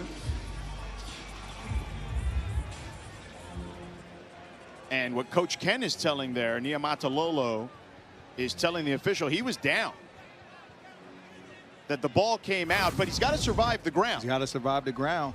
And Jay Green, like I said, he puts his hand right on the ball, but then what he does, I like, is he finishes. Oh, but there's the ball popping out. Yeah. But he's saying. On top of Leland Smith. Yeah, Coach Ken is saying that by the time he hit the ground, before the ball popped out, that he was down. Elbow down there. It'd be tough because we need to see where the ball is at that particular moment. But again, very difficult to overturn because, again, you need undisputed evidence to make that happen. The ruling on the field is upheld. It's incomplete pass. First down, Stanford. Yes. So Stanford gets him. Turnover on downs. Jay Green with a couple big plays there, back-to-back finishes, got his team off the field. One of the officials, it's interesting, signaled catch. The other one signaled incomplete on that play. But Gilbranson takes over now on the turnover on downs. So Stanford staying alive, a one-score game early in the third. Gilbranson under center. Play action. Good protection to the sideline to C.J. Williams. And Williams goes out of bounds on the crosser in Spartan territory. A 24-yard gain.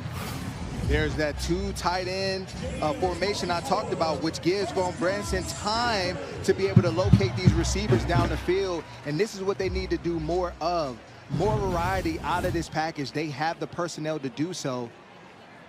And it helps out this offensive line tremendously. Gilbranson 14-19, 216 yards and counting. He's looked good. Play action again. They pick up the blitz again. This time incomplete, but Caden High is saying he was held, and the flag comes in after that. Jalen Apollo-Williams in coverage.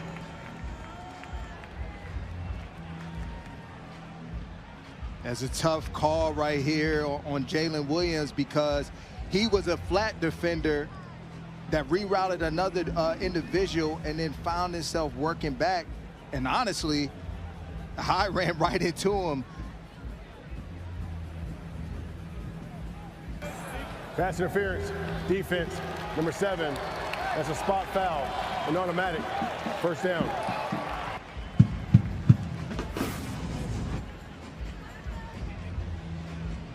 As you see on your screen, he's getting to his landmark, and yes, he does.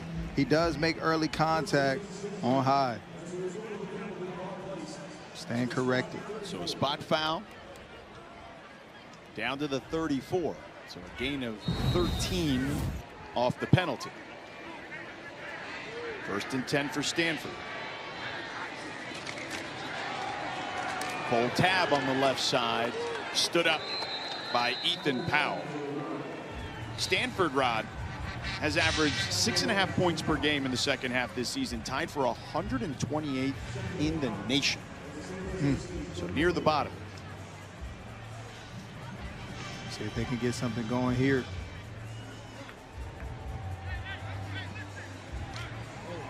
You see Andrew Luck. Frank Reich wants him down on the field. Extra set of eyes. You see him constantly motivating the players when he's down there. He was in the booth the first week. Now on the field. On the crosser to Roush, and upended shy of the sticks by Isaiah Rivas. Let's check in with Victoria. He wasn't, George, he wasn't just motivating the players. Just a few moments ago, he had his arms in the air, hyping up the crowd to get loud, get loud, get loud, and then had the whole bench involved too, and everyone was on their feet. So he's a man of many talents. On 3rd and 2, they take it. Tab tries to stretch for it.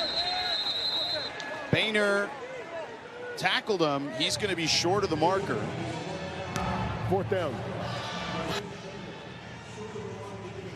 Yeah, this is a popular run play duo. You just allow Tab to find the open hole, and normally it does get worked out into the corner. Normally you like that matchup, but here, in a further review, Boehner makes a good tackle. Did he extended? Is the knee down before he extends the football? Is the question.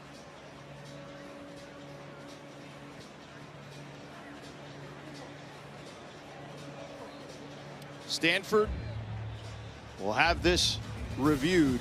We'll see the result on the other side. Watching the ACC on ESPN, Stanford trailing here by 6. It'll be 4th and 1 as the call was confirmed. Cole Tab was short on that 3rd down run. Micah Ford in the backfield now, who's had a quiet night. He's 4th in the ACC in rushing coming into this one. He takes it and bounces it out to the outside, picks up the 1st down as he gets inside the 20.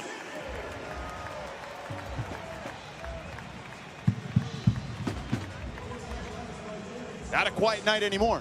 Yeah, no question about it. No hesitation in lining up in 4th and 1 with Micah Ford, because he is built to gain 1 yard. And you saw he was telling his teammates, yeah, let's go. Let's get it going. No more quiet night. He's done with that. We'll see if they can capitalize now on their aggression. A weird toss there to Micah Ford. That play just didn't look right from the start. Yeah, I like Micah Ford just going downhill, not laterally, and the timing just seemed off there. I think Branson thought he was going to come to the ball, and Ford was expecting a toss. There was clearly confusion. Absolutely. 7th play coming up here on this drive. Branson back to the air. Nobody open. He's going to have to roll out, and wisely throws it out of bounds. Takes a big hit, though, by Jordan Pollard. 3rd down upcoming, and 9. And you see Branson limping. Yeah, Jordan Pollard just real good finish here, just adding on to his responsibilities, and Brandon took the brunt of that. Tuna Alta here checking in the backfield now. Again, you've heard us talk about it numerous times today. Pass protection, he's the guy. He's a big kid at 6 feet, 230 pounds. Transfer from Eastern Washington. He picks up the blitz there. Branson stands in tall, fires, and completes right at the marker to Bryce Farrell. The ruling on the field is 4th down. And it just shy. Just shy. A really good pickup inside by Tuna there, giving his quarterback a chance to find somebody. Farrell had 2 big 60-yard plus catches last week, 1 for a touchdown against Virginia in a losing effort. Micah Ford in the backfield. Cole Tab in the backfield with him. Ford is in the Wildcat. And Ford taken down. They read it the whole way. Latu, the captain of the team, again making a huge play defensively.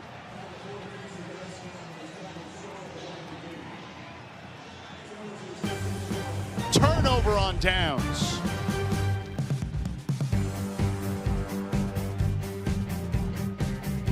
Latu just making an impact all day today. Sacks, punches, punch-outs, turnovers, and a big tackle there.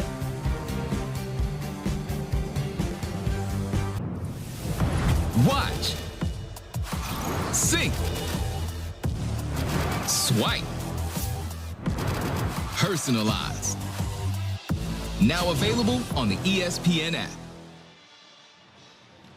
Rod, on the way to the break as the Spartans lead by 6 here against Stanford, we saw Latu's great play, but the offensive line for Stanford, the two freshmen, Yamauchi and Yagorji on that last play particularly, have struggled tonight. But Egit goes back to the air, incomplete through the hands of his intended target, Scudero. And just going back to that offensive line, like those two freshmen are having their troubles today, not holding up their end of the bargain. Yeah, exactly. They're having a difficult time, whether it's pass protection or right here, your job is to kick this defender out, and there he comes up short again, getting pushed back into Micah Ford. A 2nd and 10 here off the incompletion. Egit again. And that one batted away by Matt Rose. Rose has been in the passing lanes a few times today. Yeah, Matt, he's Johnny on the spot. He's sniffing Egit out. And right there, again, coming up with a nice timely play for his defense. 3rd down and 10 is a big moment for the Stanford defense after not converting that 4th down moments ago. Yeah. This can set up real nice field position for your offense if you can get off the field right here.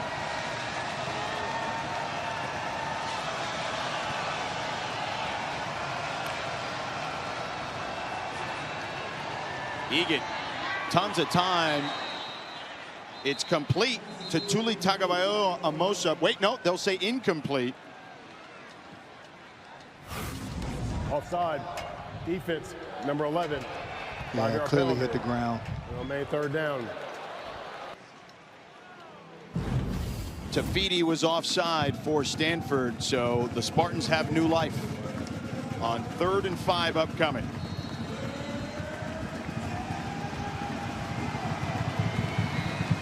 And you give this dangerous Spartans offense a second chance at it. It's not what you want if you're a Cardinal.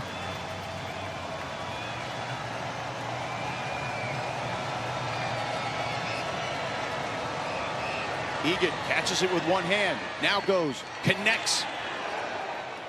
And it's close to the marker. Takes a big hit there. Rose comes up with the football. Down prior to the fumble. 4th down. Scudero with the catch.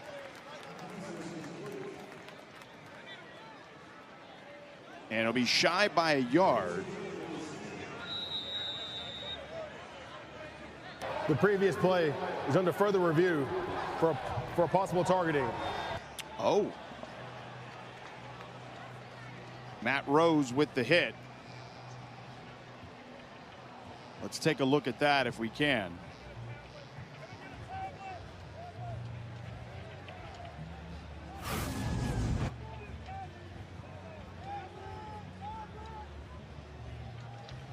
Here is the top of your screen. Oh, crown of the helmet, helmet to helmet contact. Based on everything I've seen over the years and all the points of emphasis on targeting, that looks like textbook targeting to me. It's tough, George. It is. He does graze his helmet and get underneath the defender, the offensive player there. And it's so tough for a defender because you're fighting for every blade of grass. It's a critical 3rd down. And if you don't hit him, he ends up walking away with a 1st down. And by the way, the ball was dislodged. So, I mean, they called it a completion on the field, but the ball was again ripped out by the hit, or knocked out by the hit. So despite it being called a catch, it could be also an incompletion. But yet, regardless if the call stands, targeting would give them a 1st down. Correct. Nobody knows that the difficulty, the timing, the speed of the game in which these defensive players have to live by. And you have Scudero, who's not a big guy. You know, Matt Rhodes is trying to come in and just do his job. And if Rose is called for targeting and is ejected from the game, they're already thin at linebacker with Josiah Galvin out due to injury and Wilfredo Ibar, 2 starters at linebacker. After further review, replay found a foul of targeting against Stanford, number 35, for forcible contact with the crown of the helmet. That 15-yard penalty is added to in the run. Automatic first down. Number 35 is disqualified from the game. And he will also, by rule, miss the first half of the next game as well. It's a tough loss for the Cardinals in this moment in this game, because Matt Rose has been very impactful on that second level of his defense today.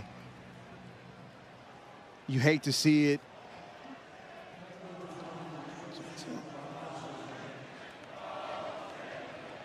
So the crowd here voicing their displeasure, if you hear it.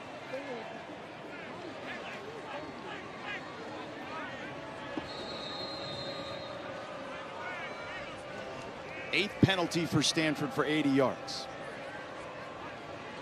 Sam Mattingly in for Rose now at linebacker all day. And this one incomplete. Intended for Tagovailoa Amosa. Scotty Edwards in coverage. Scotty Edwards, just really good, clean feet. Playing a little more man-to-man right now. He won that matchup. Scudero is back on the field after the big hit for the Spartans.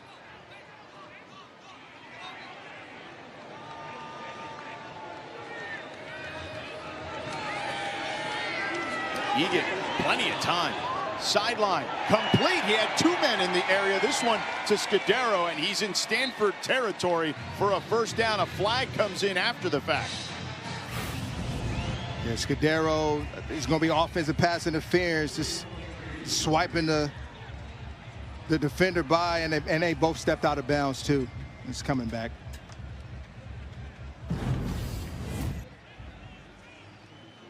The officials talking about it because you see their hats are removed because a player stepped out of bounds, an offensive player. And Christian Watson will give us. There is no foul for illegal touching. The receiver was forced out of bounds, established himself back in bounds prior to touching the ball. First down, San Jose State. So there you have it. Scudero with the catch and a first down. There were 2 wide receivers in the area. There's no way that was designed that way either, Ron. But it worked out for them. Correct. They both look like they got rerouted. Yeah. In the same area. But it's interesting that they didn't call maybe even OPI on the swipe by, but no, not much there actually. Ball on the 41-yard line of Stanford. Egan back to the air. Oh, and almost intercepted. Jay Green had a beat on it. Dangerous pass there. Good defense as the ball was intended for Scudero. Jay Green, I know he would love to have this back. You get your hands on it, you gotta make it. But it has to feel good for this defense. 2nd and 10.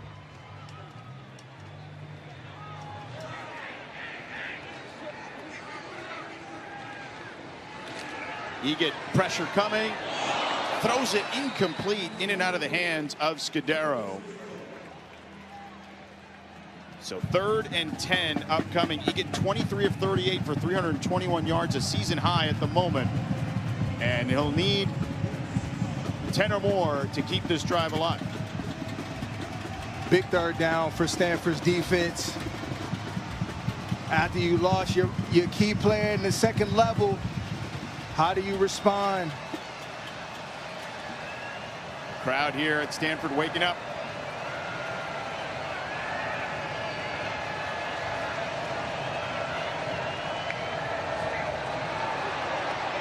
Free play for Egan, and that one batted down. Batted down by Mattingly, but they'll get another shot at it. Offside. Defense, number 23, 5-yard penalty.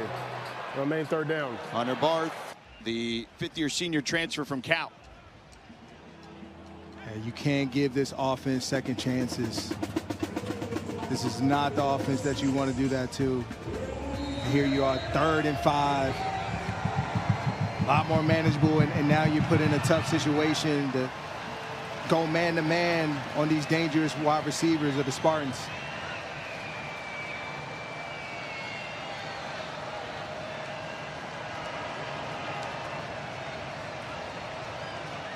Egan, quick toss to Smith, picks up the first down as he gets to the 21-yard line.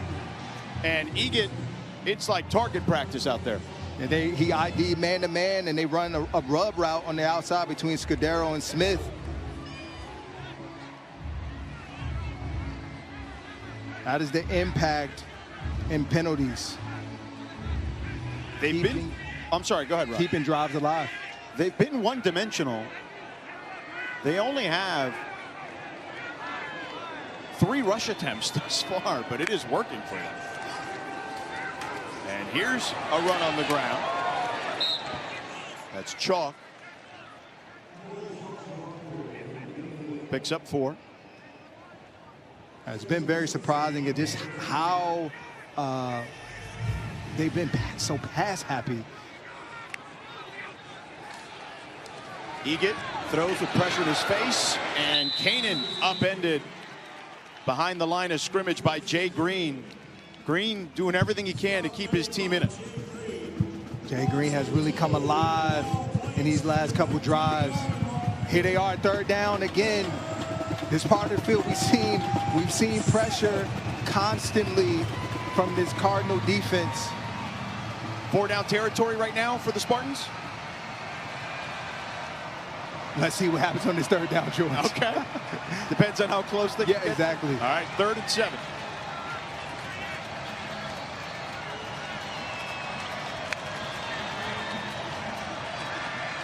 Egan flushed out. He's going to tuck it and run. Weaving through traffic. He gets near the marker.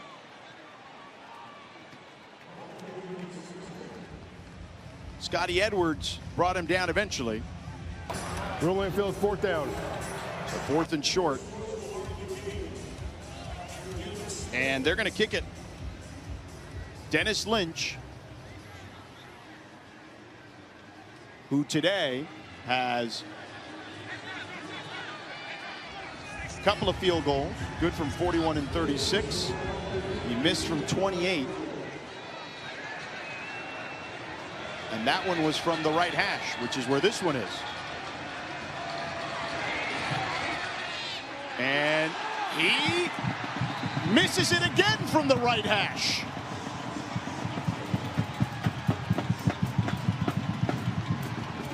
Stanford dodging him.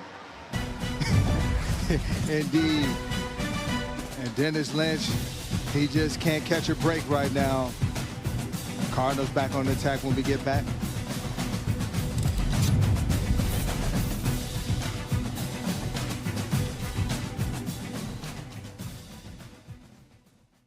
Lynch tonight. He's 2 of 4. Both misses have been from the right hash, as we've documented. He's 3 of 9 on the season. 6 missed field goal this year is the most in the nation.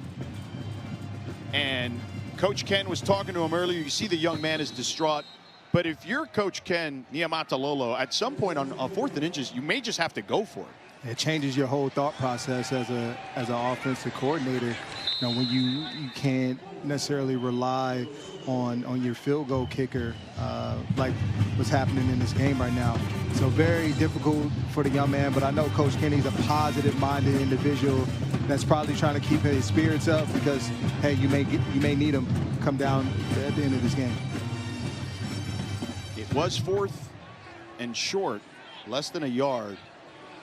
And again, the misses from the right hash, that's something they talked to us about during the meetings this week too, that's where he's had some issues pushing it. Toss to the boundary, incomplete, intended for Roush on 2nd down. It'll be 3rd and 9 upcoming. Latu in coverage. And Latu's been all over the field today, in the backfield, disruptive versus the pass as well. Coverage. Neither team has been able to run the ball today. Stanford only 30 yards on the ground. San Jose State 8. But one is more by choice, because Stanford has definitely tried to run it. 5 carries for the Spartans, 23 for the Cardinal. 3rd and 9. Gulbranson, pressure coming, incomplete as the pocket collapsed on Gulbranson. Receiver C.J. Williams also fell on that play. Pressure there by Nafafunga, big number 50.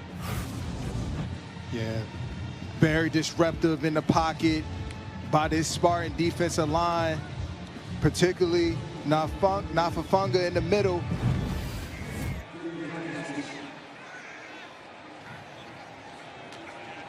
Flintoff to kick it to Thomas. Thomas fields it and out of bounds at the 40. Let's send it down to Victoria. I was speaking with Coach Niamatalolo, and he told me that Walker is playing like he thought he always could, and that he described him as lights out, George. But it's a battle out there, and he's excited for a really good game to commence in the second half. All right, Victoria. Yeah, Walker Eget. Again, big game against Stanford last year. Here are his numbers tonight. Had 395 yards last year and 4 touchdowns. He's talked about, to us, about leading with togetherness, saying it's all about family. Lots of teams say it. We live it. I mean, he's literally lived with his receivers over the years, and they do everything together, him and his receiving group. Study all the time together. Eget on the play fake with time. Over the middle, incomplete for Scudero. Yeah, George, he's really showing himself today. You know, they're connecting on all cylinders right now. And that's one thing that offensive coordinator Stutzman talked about, is that there's always an option. And they work off of leverage a lot. And so they can't be wrong.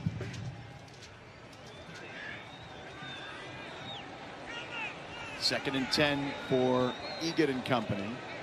Stanford showing blitz for a second, and Mattingly backs off. 3-man rush. Plenty of time. Kanan, the tight end, makes 1-man miss, and gang tackled at midfield into Stanford territory at the 49. A 12-yard gain. Missed tackle by Sam Mattingly. Nice play design. Just a levels concept. Kanan in the flat with Scudero over the top, a high-low. And there it is. Kanan just fighting for extra yardage once he got the ball. Eget up to 347 yards today.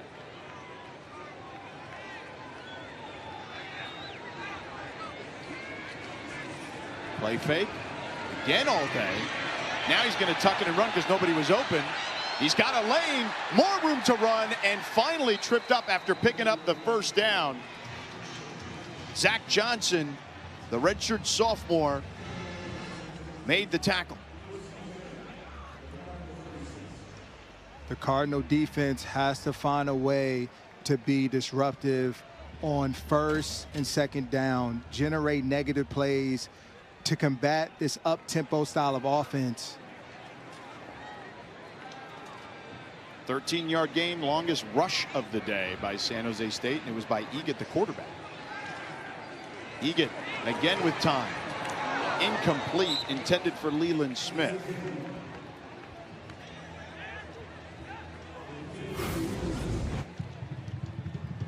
It's a tight window to throw in for Eget. He tried it. Just a little off target. You mentioned leverage earlier. Explain that to the audience. What does that mean? Yeah, leverage is the start of the play. You pick as a defender inside or outside positioning, and as that play goes on, you want to continue to dominate that side of the offensive player. Eget hands it off this time, and Chalk picks up a decent amount there. Tafiti brought him down. 4-yard gain. It'll be 3rd and 6. Now, One would assume 4-down territory, considering what we've seen from the kicking game. No doubt, George. This is definitely 4-down territory, and it kind of changes the way that you call your play here on 3rd down too.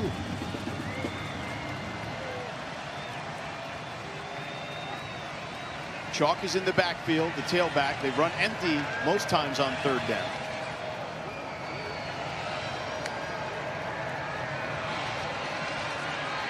Egan back to the air, wide open! Scudero inside the 10, down to the 8. 1st and goal, Spartans. Really good play call. Scudero just wide open in the back. Something happened right there. Floyd Chalk, the guy that you leave open, with a good block to allow the pass to be made. Chalk, the tailback, and that'll do it for the 3rd quarter. Stanford in trouble, down 6, and the Spartans are knocking at the door.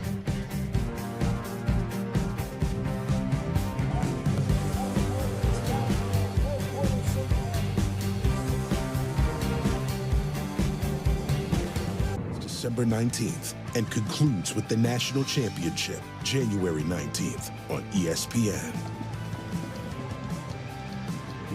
Welcome back here to Stanford. 1st and goal for the Spartans. The Cardinal trailing by 6. And we have a quarterback change, Tama Misone. He's their running quarterback for San Jose State. Trying to zigzag in there and push forward, gets just shy of the 5. Hit his own man on the run. Yeah, Chalk just missed his block. Ended up on the wrong side of things. It's a design QB run for Tama. Egan back in there. Egan has 44 attempts thus far for 370 yards. Those 44 attempts equals the most for a Spartans QB through 3 quarters since 2000. Egan having a day. Egan drops back, pressure in his face, touchdown! Scudero, his 2nd of the day.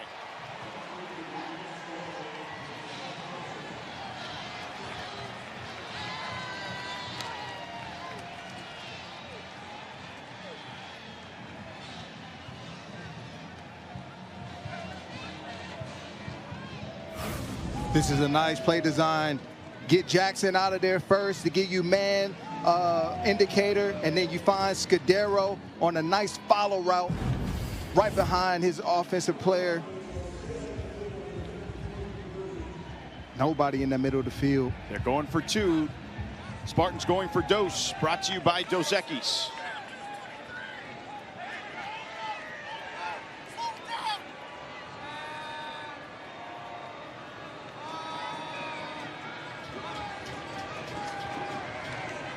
Egan on the roll, throws, incomplete, intended for Smith, but a flag on the play. Morris in coverage, but let's see what the laundry's about. There's 2 flags. There are 2 fouls on the offense. Personal foul, necessary roughness, number 74. Holding, number 3. Both fouls declined. Pass is incomplete. Timeout on the field. All right, that's Sione Nomani, the left guard, and Floyd Chalk, the tailback. So still a 12-point game.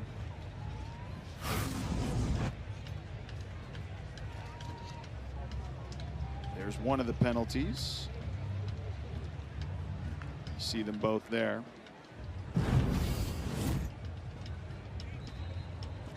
So 12-point ball game, Rod. If you're the Cardinal, again, this is not a team who in the second half has scored a lot of points. They're averaging 6.5 points per game in the second half, which is 128th in the country. You see Andrew Luck trying to fire up his team. You see Frank Reich talking to his team as well.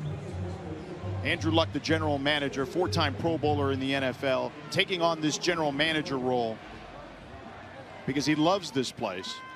And he says he has an emotional attachment to this place. which makes it both exhilarating and dangerous in the sense that when you love something, right, heartbreak is real, and there's a real potential for that in this case if it doesn't work. So he says they're going to make sure it works, but they are trying to build piece by piece here. A process indeed, for sure. Cedric Irvin with the fair catch there. Here's the touchdown. Yeah, and what you see is you get Jackson out of there, get the man indicator, and then, like you heard me say earlier, the follow route. You see Leland takes his man out, and then Scudero comes right behind him, acting against leverage. Defenders playing outside, I'm going to go inside. There's that leverage you were talking about there, but that's the offensive player taking advantage of it that time. Yes, exactly. In that first route, it clears it out and makes space for Scudero behind him. Branson, pressure coming, he gets hit, and C.J. Williams can't hold on.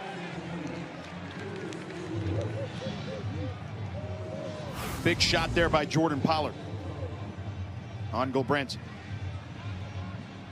Micah Ford doesn't see him. He's got to come across and pick him up. At least somebody on that offensive line. The Stanford offensive line has certainly struggled. They bring pressure again. They pick it up. Branson to Farrell, but Farrell had his knee touch. It'll be 3rd and manageable coming up. 7-yard gain, so 3rd and 3. Critical 3rd down for the Cardinal offense. It's a must-win situation when it comes to this 3rd down. 1 for 9 on 3rd down today. Branson with time, and he connects to Farrell. He's got room to run down the sideline, stays on his feet after being pushed and taken down inside the 20-yard line. The Cardinal showing life. Farrell last week had 2 plays of 60-plus yards, gets 49 on that one. Right on time. Farrell just with an underneath route, and he just has enough speed to run past the entire Spartan defense. And then there's some poor tackling on the back end. Stanford in the red zone. Tab trying to turn the corner, gets hit at the 15. Gain of 4 on the play.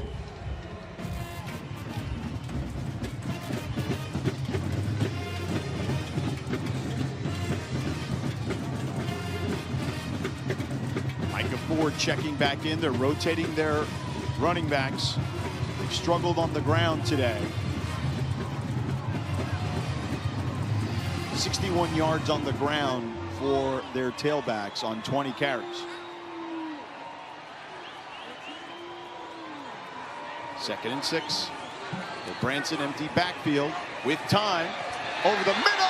Touchdown!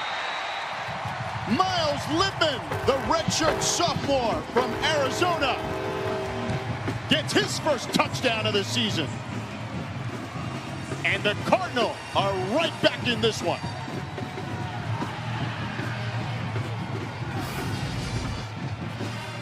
Yeah, Lippman just finding space. There's nobody underneath. That means he's wide open. Good job by Branson going through his reads and finding him on his 2nd look.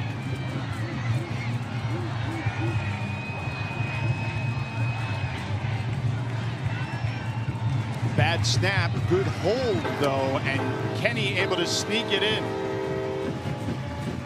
Lippman giving the Cardinals some life. Branson standing in the pocket, hits him on the slant.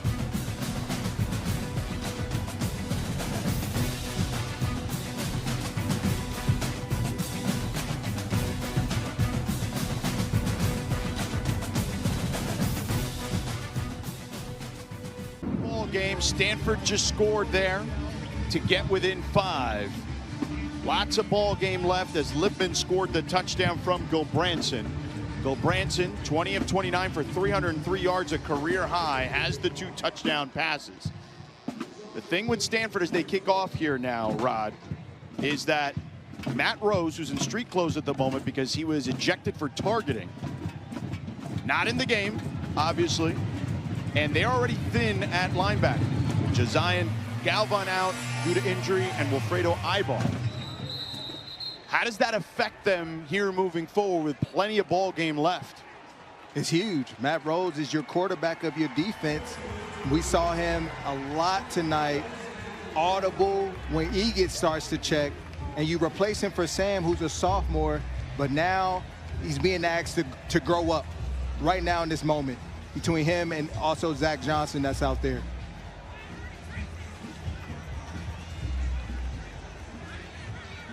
So Egit goes back to work, and there is Rose, not in street clothes, in his uniform.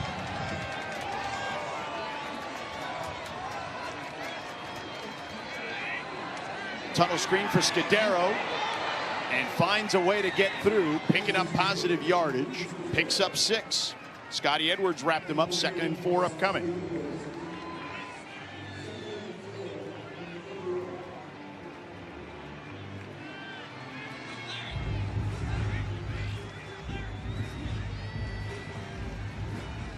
Egit last year in this game, 395 yards, 4 touchdowns in a victory at home at San Jose State. They run it this time to Bates, and Bates will pick up the first down as he's pushed out just past the 40-yard line by Zach Johnson. 10-yard gain. Good play call by Egit. Then being able to identify something there to just pick up the easy first down. And is that Egit really understanding what we were just talking about the lack of linebacker depth? Correct. And being able to, again, understand situational football, need 4 yards. I believe Jabari can do that. Finds a wide open man over the middle, another first down. Leland Smith with the catch there as he gets into Stanford territory, a 17-yard gain, and Egit continues to carve up the Cardinal. Just in complete control of this football game. And I want to see more movement by this Cardinal defense. I know Egit is doing a lot at the line of scrimmage. He's bleeding the clock and trying to figure out what you're in, but you gotta mix up the looks. 400 yards for Egit, already surpassing last year's mark in this contest. Nice move there, pinballing off defenders. Jabari Bates picks up 7.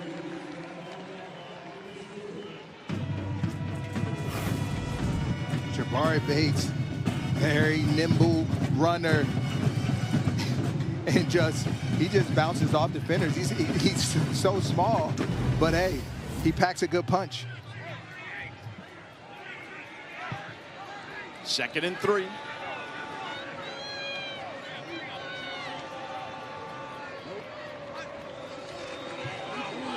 Back to Bates, and Bates should have enough for the first down. Zach Johnson wrapped him up. With so much attention around this passing attack for the Spartans, you know, now you're starting to see the run game come to life right now.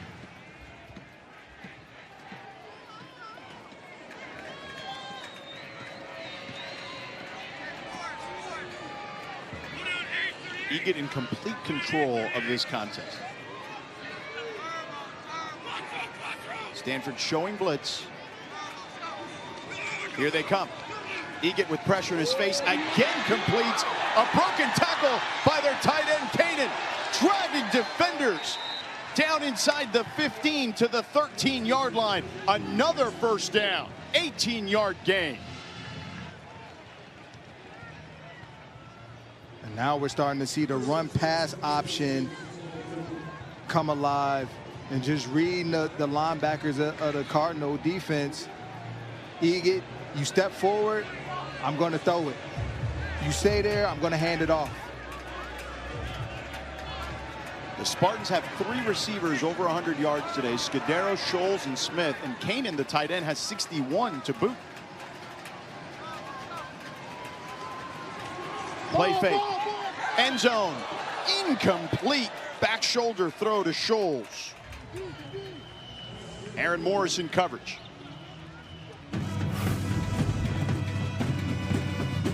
It's a good fight from Morris on the outside. It's a lot of hand combat there. but good job in not panicking.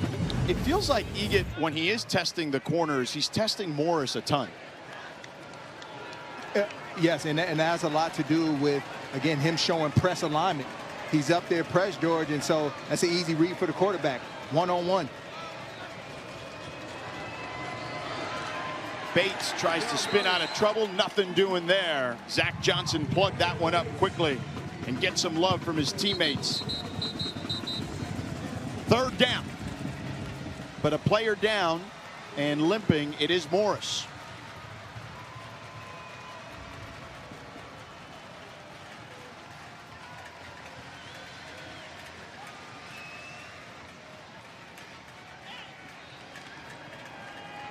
Colin Wright back in the game at the boundary. Nicholson on the other end. Look for Egan to find Nicholson, a new guy in the game. Let's see how he responds. 3rd and 10.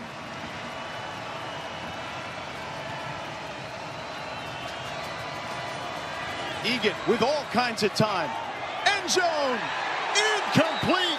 He tested Nicholson, and Nicholson passed the test. Intended for Leland Smith. 4th down, and they are trotting out the kicker again. Way to come off the bench, young man, and make a play. The stutter move on the outside by Leland Smith, and Nicholson does a good job at not going for it, knowing that stutter move is short of the sticks. I can come up and tackle that, but guess what? I'm going to get in position, I'm going to find the ball, and I'm going to finish. Now, Dennis Lynch has missed 2 field goals today, both from the right hash. Here it is again. This time, he gets it through. Still a 1-score game with 7:51 to go. Spartans lead by 8.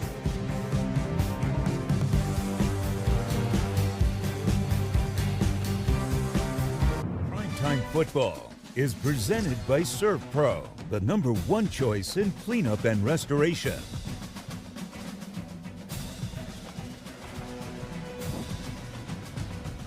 Sports Hall of Fame Day here, the Stanford class of 2025. You see the 2 football players that we showed a moment ago. David DeCastro, fullback, who played with Andrew Luck, and of course Tank Williams.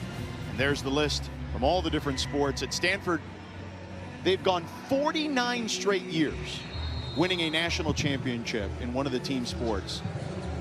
One of the greatest sports programs in the history of college athletics here at Stanford. I didn't realize how well achieved this program was until I walked into the doors. Pop this one up, and the up man takes it on a fair catch. We will step aside. Stanford down by 1 score, looking to make this thing interesting. San Jose State. Frank Wright and company looking to get their 2nd win of the season. Both will come at home. Coach Ken Niumatalolo in his 2nd season at San Jose State, looking for win number 2 as well on the season. Lost a tough one early in the year to Central Michigan, and bounced back last week to get their 1st win against Idaho. They dump it down to Micah Ford. Micah Ford bumps off a defender, and now off to the races. Down the sideline and pushed out of bounds inside the 20 by Jalen Boehner. A missed tackle there by Jordan Pollard. A 54-yard gain for the Cardinal. Jordan Pollard, he's responsible for Micah Ford. He's trying to track him from all the way across the field. He comes up short.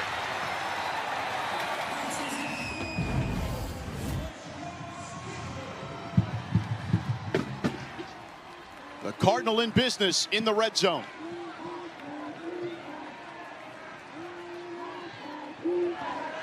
Micah Ford, we saw him earlier telling his teammates enough was enough. Flags on the play. It looks like some movement up front.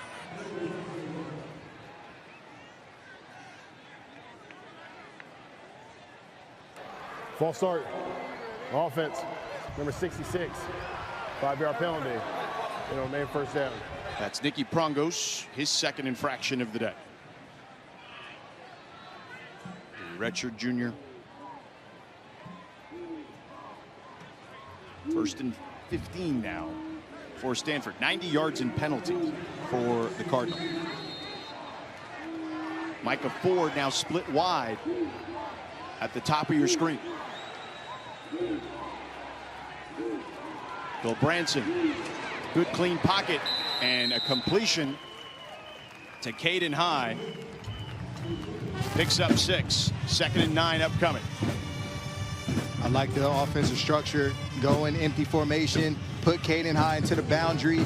A linebacker has to walk out, and he's going to run away from a linebacker any day of the week.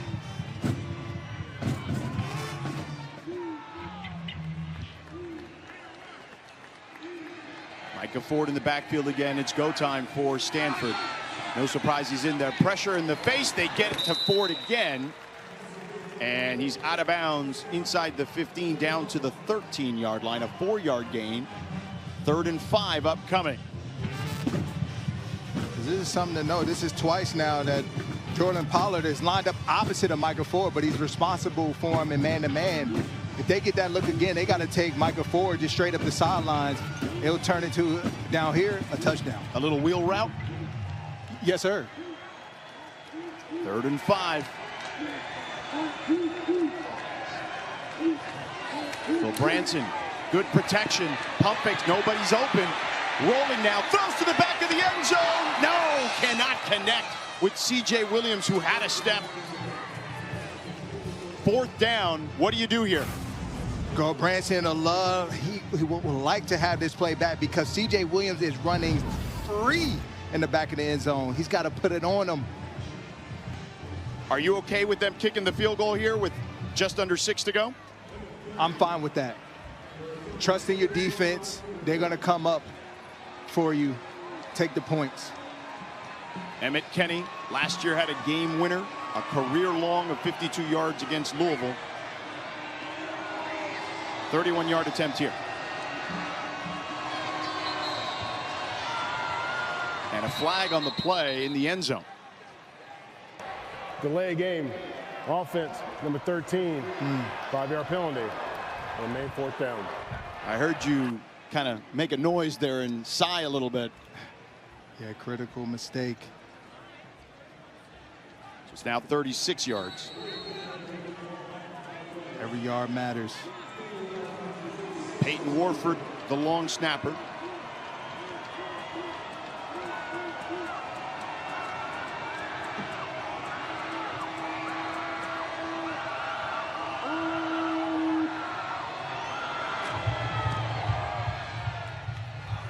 Ooh, and he just got it in there. That one curves in. That looked a lot worse when it first went off his foot, but able to get in there by a good margin. And Emmett Kenny laughing at that one as well. It was close, but the result is 3. And I believe you go for it right there, take the points. It's been hard enough to get down there for the Cardinal today. And so take the points, show your defense that you trust and believe in them, hoping that they can get a stop for you right here. Frank Reich, he's talked a lot about process with this group, how these young men have bought in. That's been his message, is to stay committed to the people in the locker room and the process. Wins and losses are obviously what determines success, but making sure a mature group of young men can see their growth thus far. And win, lose, or draw, they've taken the same approach, so he's happy about that to this point, but clearly they want results, Rod. Yeah. You want to see that affirmation, get that validation that, look, everything that I'm doing, the process, it's working. Kenny kicks it off. And through the end zone. Spartans will have it at the 25. Next Saturday, the ACC Huddle is in Tallahassee, where Florida State hosts Miami in a rivalry game. They'll get you ready for week 6 with a 2-hour pregame show at 10 a.m. Eastern. They have game previews along with expert analysis and featured stories right here on the ACC Network and the all-new ESPN app. Now, there were many people hoping for an undefeated rivalry game, but your Virginia Cavaliers, Rod, spoiled the party. They came up big last night. Shout out to Coach Elliott. And the rest of the guys. Chandler Morris and company getting the job done. Egett goes out. The dangerous pass. Almost picked off by Zach. Check that, Charlie Eckert.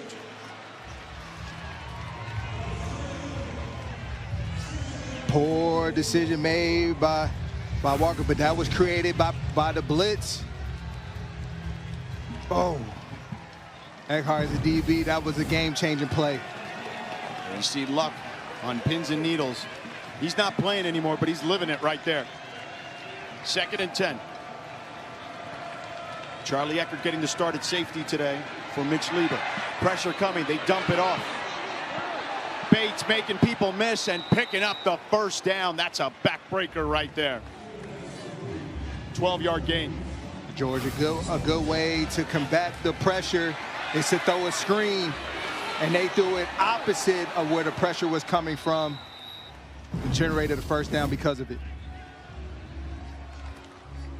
Bates is someone very shifty back there. Tons of speed. 87-yard touchdown last week against Idaho.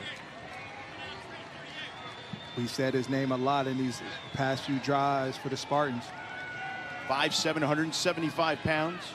Played at St. John Bosco, one of the powerhouse high schools in the country in Southern California. This time wrapped up quickly by Sam Mattingly and a gaggle of defenders. No gain.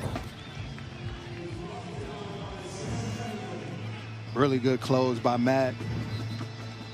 Being that cutback defender and just closing the space immediately, because Bates is one of those running backs you don't want to see in space. And Bates is down. Trainer's checking on him.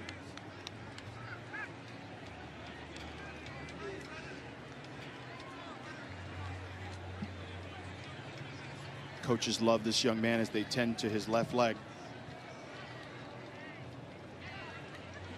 They say he may be small in stature, but has a big heart.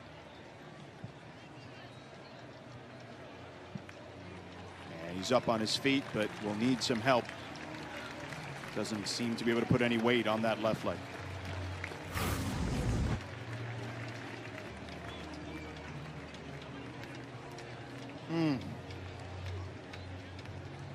Mattingly on the tackle there.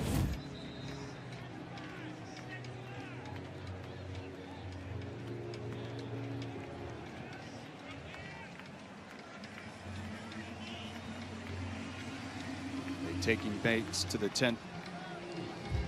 Been having a productive season for this team.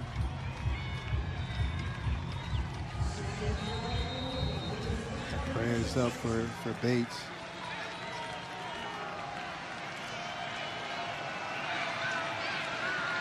Second and 10. Egett on the play fake. Fires. Scudero complete in Stanford territory. Another first down. 15-yard gain.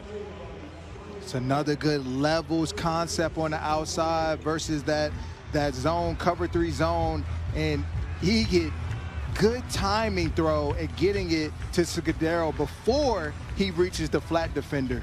445 yards for Egett. Scudero with 135, a career high.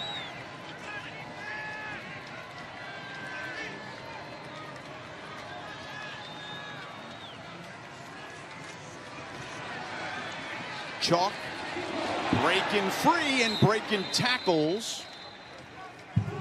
5-yard gain. Missed tackle there by Tafiti, who's been fantastic today, but couldn't hold on there. Too many missed tackles by the defense. You got to protect every yard right now, and you got to slow this offense down. It's time to challenge these wide receivers. Mark him officially with a 4-yard gain.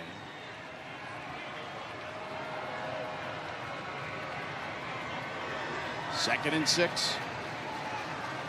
3 seconds on the play clock. They snap it. Chalk again. Bounces to the outside. Flag trailing the play. He picks up the first down, but 2 flags. One at the 49 and 1 at the 46.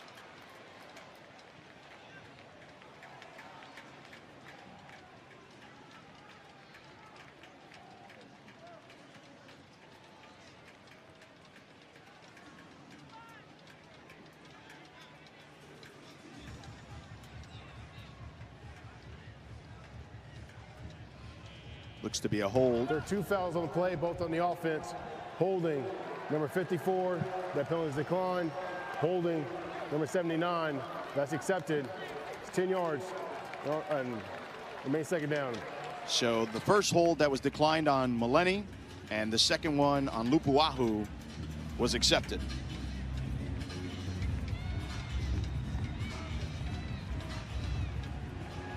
As a Cardinal defense, this works in your favor.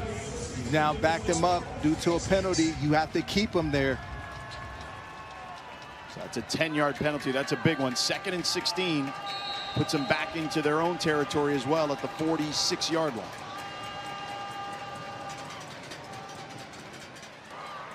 Prior to the snap, Stanford will take their first charge time of the half. 30 seconds. So Stanford takes their first timeout. 2:58 to go in this one. Let's talk Stanford here. Please set the game clock to 3:05. 3:05. And there you have it. So they'll fix that. Let's talk Stanford here. 2nd and 16. What are you talking about here if you're defensive coordinator Andy Thompson? You cannot give up the chunk play. The chunk play has hurt you all game. They pick up anything. Please just set the game clock You to throw it to them 3:07. underneath, and we make the tackle. Keep it in 3rd and 10 or longer. That works in your favor. We've talked a lot about leverage here. And how could that work in the favor of Stanford on a play like this where it's a clear passing down, one would assume? Yeah. With it being 2nd and long, I don't expect them to go man-to-man. I expect them to be more in a zone lineup. And so it's going to be critical that they get their depth, they play with good eyes, and then when it's time to tackle, that they vice tackle. That was something that Coach Andy Thompson, the defensive coordinator, said vice tackling is important. Egan on the roll, wide open at midfield is Scholes. So he gets to the original line of scrimmage at the 48-yard line of Stanford. It'll be 3rd down and 10 upcoming. So they did what you wanted to do. Stanford will take their second charge time of the half. 30 seconds. But the key to this, George, is they've been in this position a number of times today. What they've done wrong is that it's been a penalty on 3rd and 10s. And then that's allowed the Spartans to be in a 3rd and 5 and more manageable position. Again, a second chance at picking up the 3rd down. We talked about the focus of the defense here, leverage, right spacing. You mentioned vice tackling. Those were things defensive coordinator Andy Thompson told us as you see Andrew Luck trying to get the crowd revved up. What is vice tackling? Vice tackling is leaning on your brother, recognizing, hey, if he's outside, I'm inside, and then we meet the runner together. We use each other. Complementary football as a defense. 3rd and 10. We'll see if those 3 points get met here by the Stanford defense. Pressure coming. They get to Egan. He throws it incomplete. Intended for their tight end, Kanan. And Stanford checked them all off the list there for you, Rod.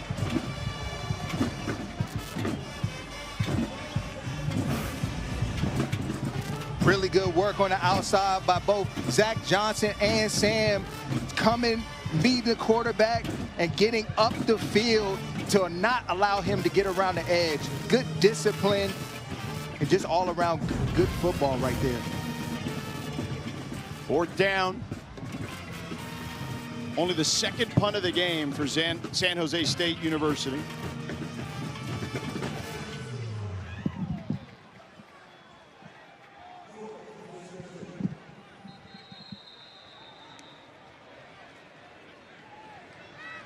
We have a flag on the field. Delay game. Offense. 5-yard penalty. No 4th down.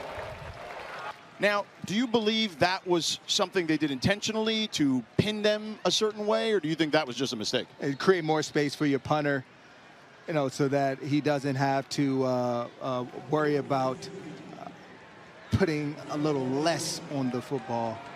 Carrizosa punts it. Thorpe lets it go over his head. And that one looks to be a touchback. So Stanford, 2:45 to go, trailing by 5. Let's see here. Yeah, really good attempt, but he's clearly on the white line. And the ball might have hit in the end zone too on the tap. Yeah.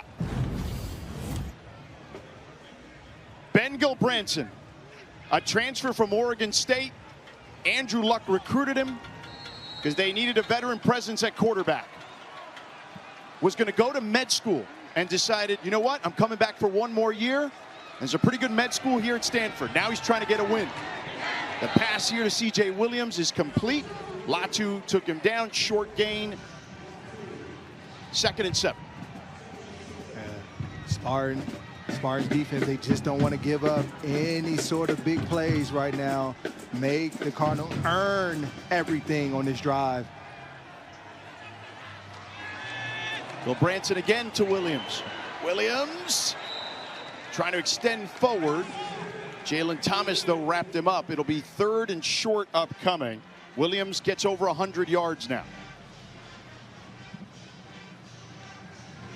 Gilbranson trying to get one off before the 2-minute timeout.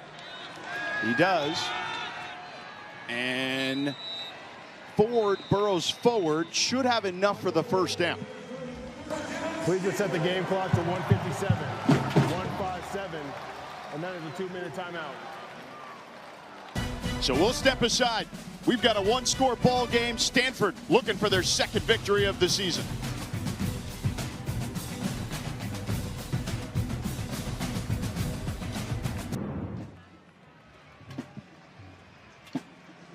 Here's what's at stake.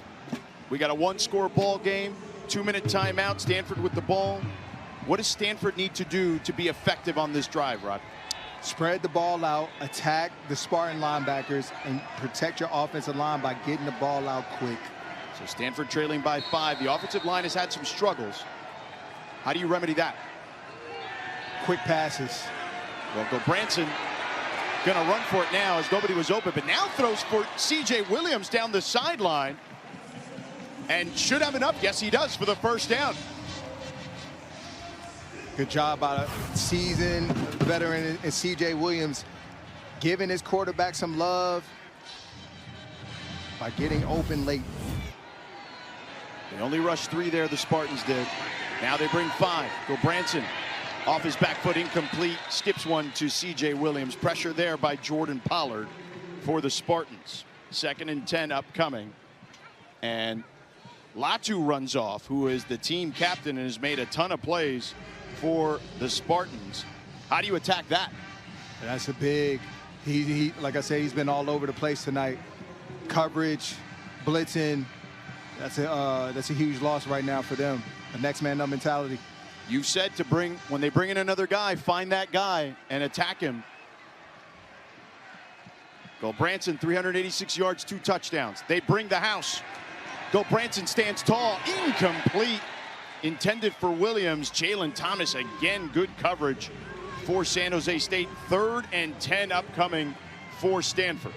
Jalen Thomas really recognizing what is going on in front of him. My defense is sending a blitz. Quarterback doesn't have much time. I'm going to sit on a route. He was in a good position on that outcut by C.J. Williams. San Jose State will take their first charge time of the half. 30 seconds. So they have 2 left. Stanford has 1. And if you're Frank Reich, if you are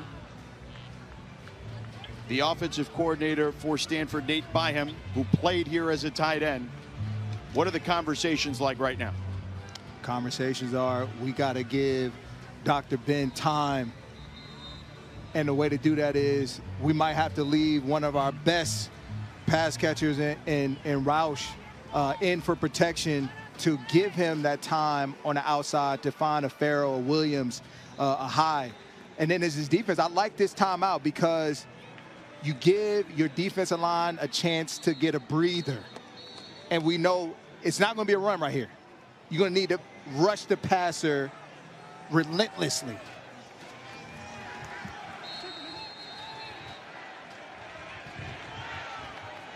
Three down linemen, but it looks like a number of linebackers coming too. They pick up the blitz.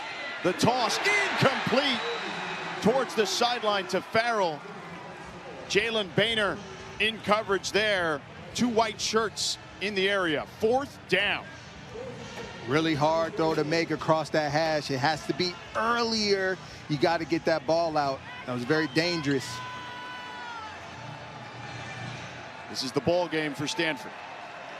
That's it.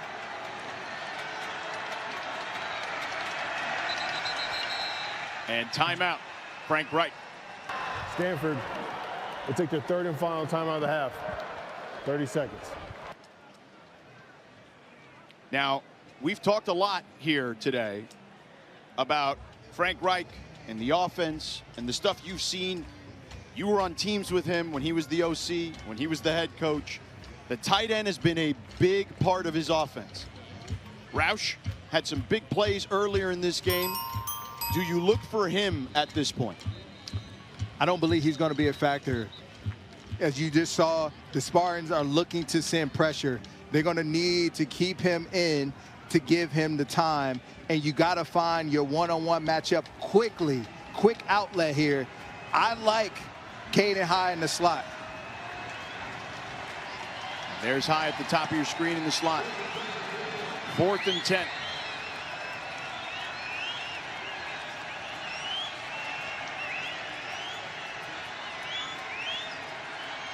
So Branson with time, floats one.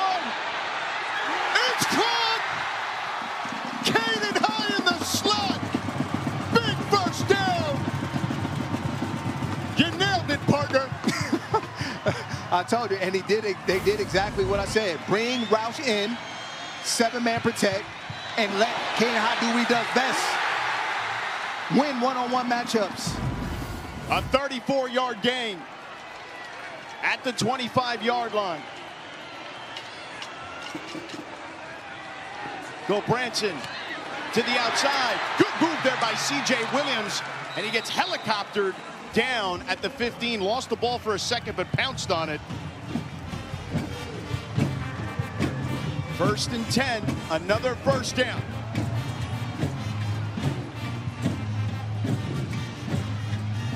Time is ticking.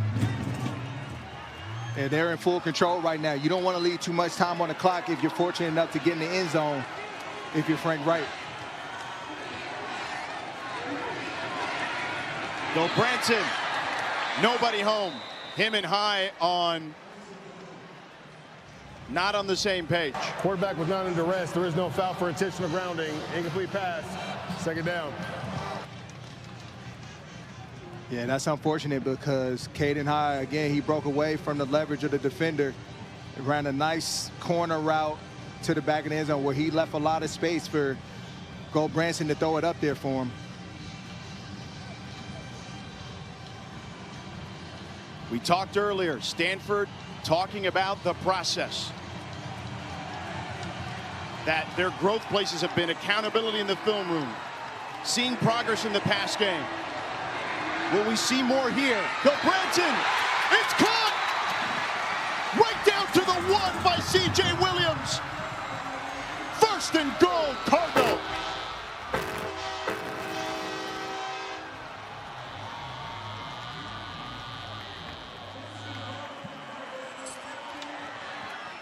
Clock stopped to reset the chains. 25 seconds. Go Branson to Irvin.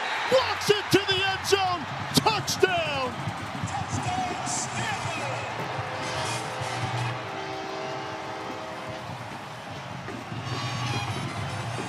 A 1-yard plunge for Cedric Irvin Jr. The leader of that group at tailback. They say his energy is infectious.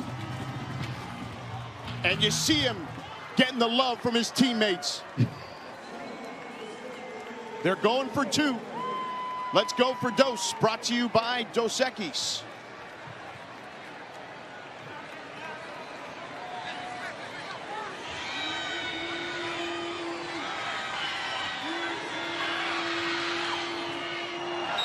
a quick toss on a tunnel screen to Roush is incomplete. So 1-point ball game.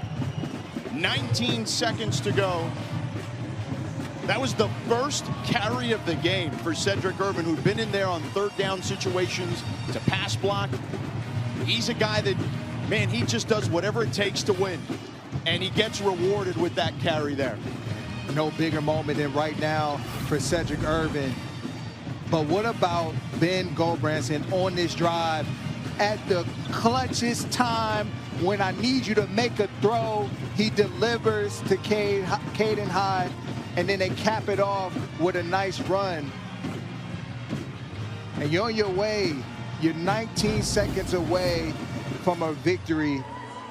And Dr. Ben has to feel great about that last drive that he put together, a 4th down moment.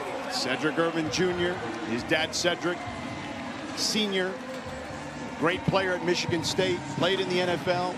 He's cousins with Michael Irvin, the Hall of Famer from the Dallas Cowboys. That's good company right there. Good genes. Very good genes. But now it's on this defense. They kick this one into the end zone. 19 seconds for Walker Egan, who has 452 yards in the air and 3 touchdowns. He led San Jose State to a victory at home last year against the Stanford Cardinal. Can he pull a rabbit out of his hat here? 2 timeouts for San Jose State. They've missed 2 field goals, both from the right hash, with Dennis Lynch, the transfer from USC, who's 3 of 9 this season.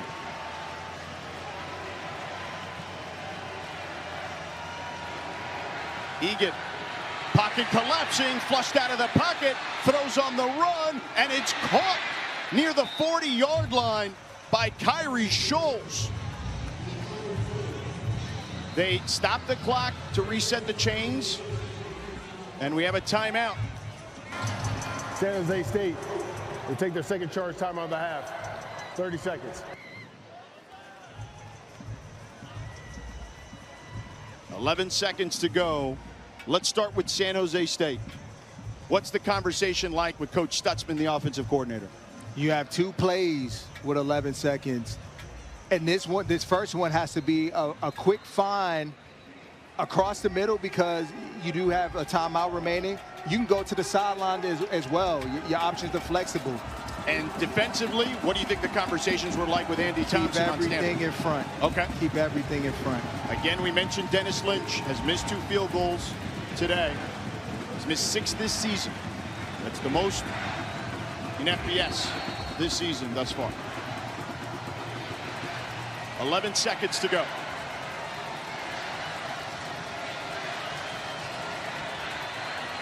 Egan, pressure coming, avoids it, launches down the field, complete, but the ball pops out. The ball is loose. They're going to say incomplete. Leland Smith had it for a second, and the ball jarred loose by the Stanford defense. An incomplete pass, second down. That could have been very costly by this Cardinal defense. I don't know why the secondary is so close to begin with, but that could have costed him and ended this game. Jay Green, one of the tacklers there to dislodge the ball. O.J. Rique, the other tackler there. They're going to the end zone. You have to back up. And they are. They're now all on the opposite end of the field. Egan, the hook and ladder to Scudero, and the ball's on the ground, and Stanford recovers, and that'll do it.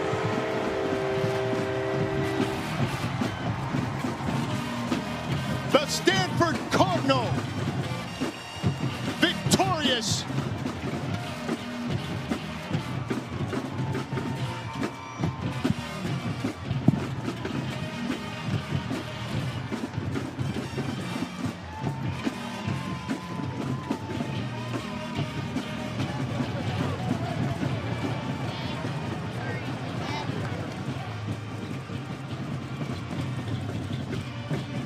That play earlier by Jay Green and O.J. Rique that dislodged the ball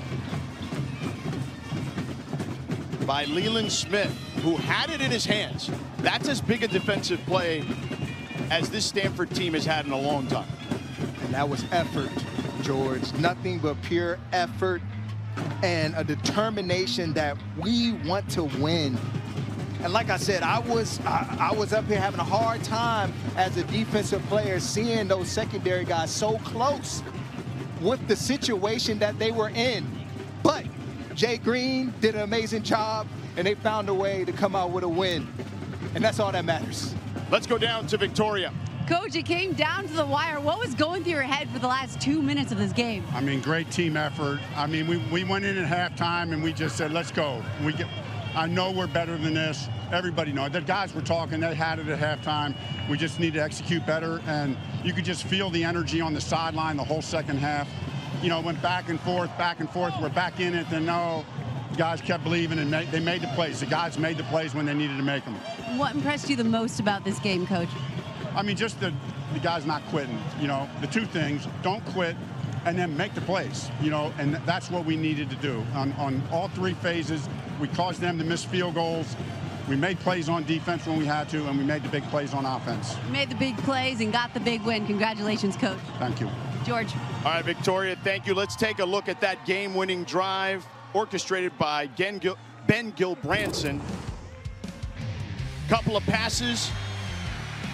Standing tall in the pocket, floated one to Caden High, as you called, partner. Then found C.J. Williams with a nice move. One more shot down to the one, and then Cedric Irvin capped it off. The process is working for Stanford tonight. The process is working, George. And what I found out about this Stanford football team is that they have grit. They're willing to fight, and they believe in each other. It wasn't pretty, but the result was a win, and it was a team win because it took everybody in that picture to contribute. Our final score tonight. The Stanford Cardinal come back and win 30-29 against their crosstown rivals, the San Jose State Spartans. This has been an Aaron Snyder Store in production. For Victoria Arlen and Rodney McLeod, I'm George Sedano. Let's send it to Kelsey Riggs Cup and the Huddle crew.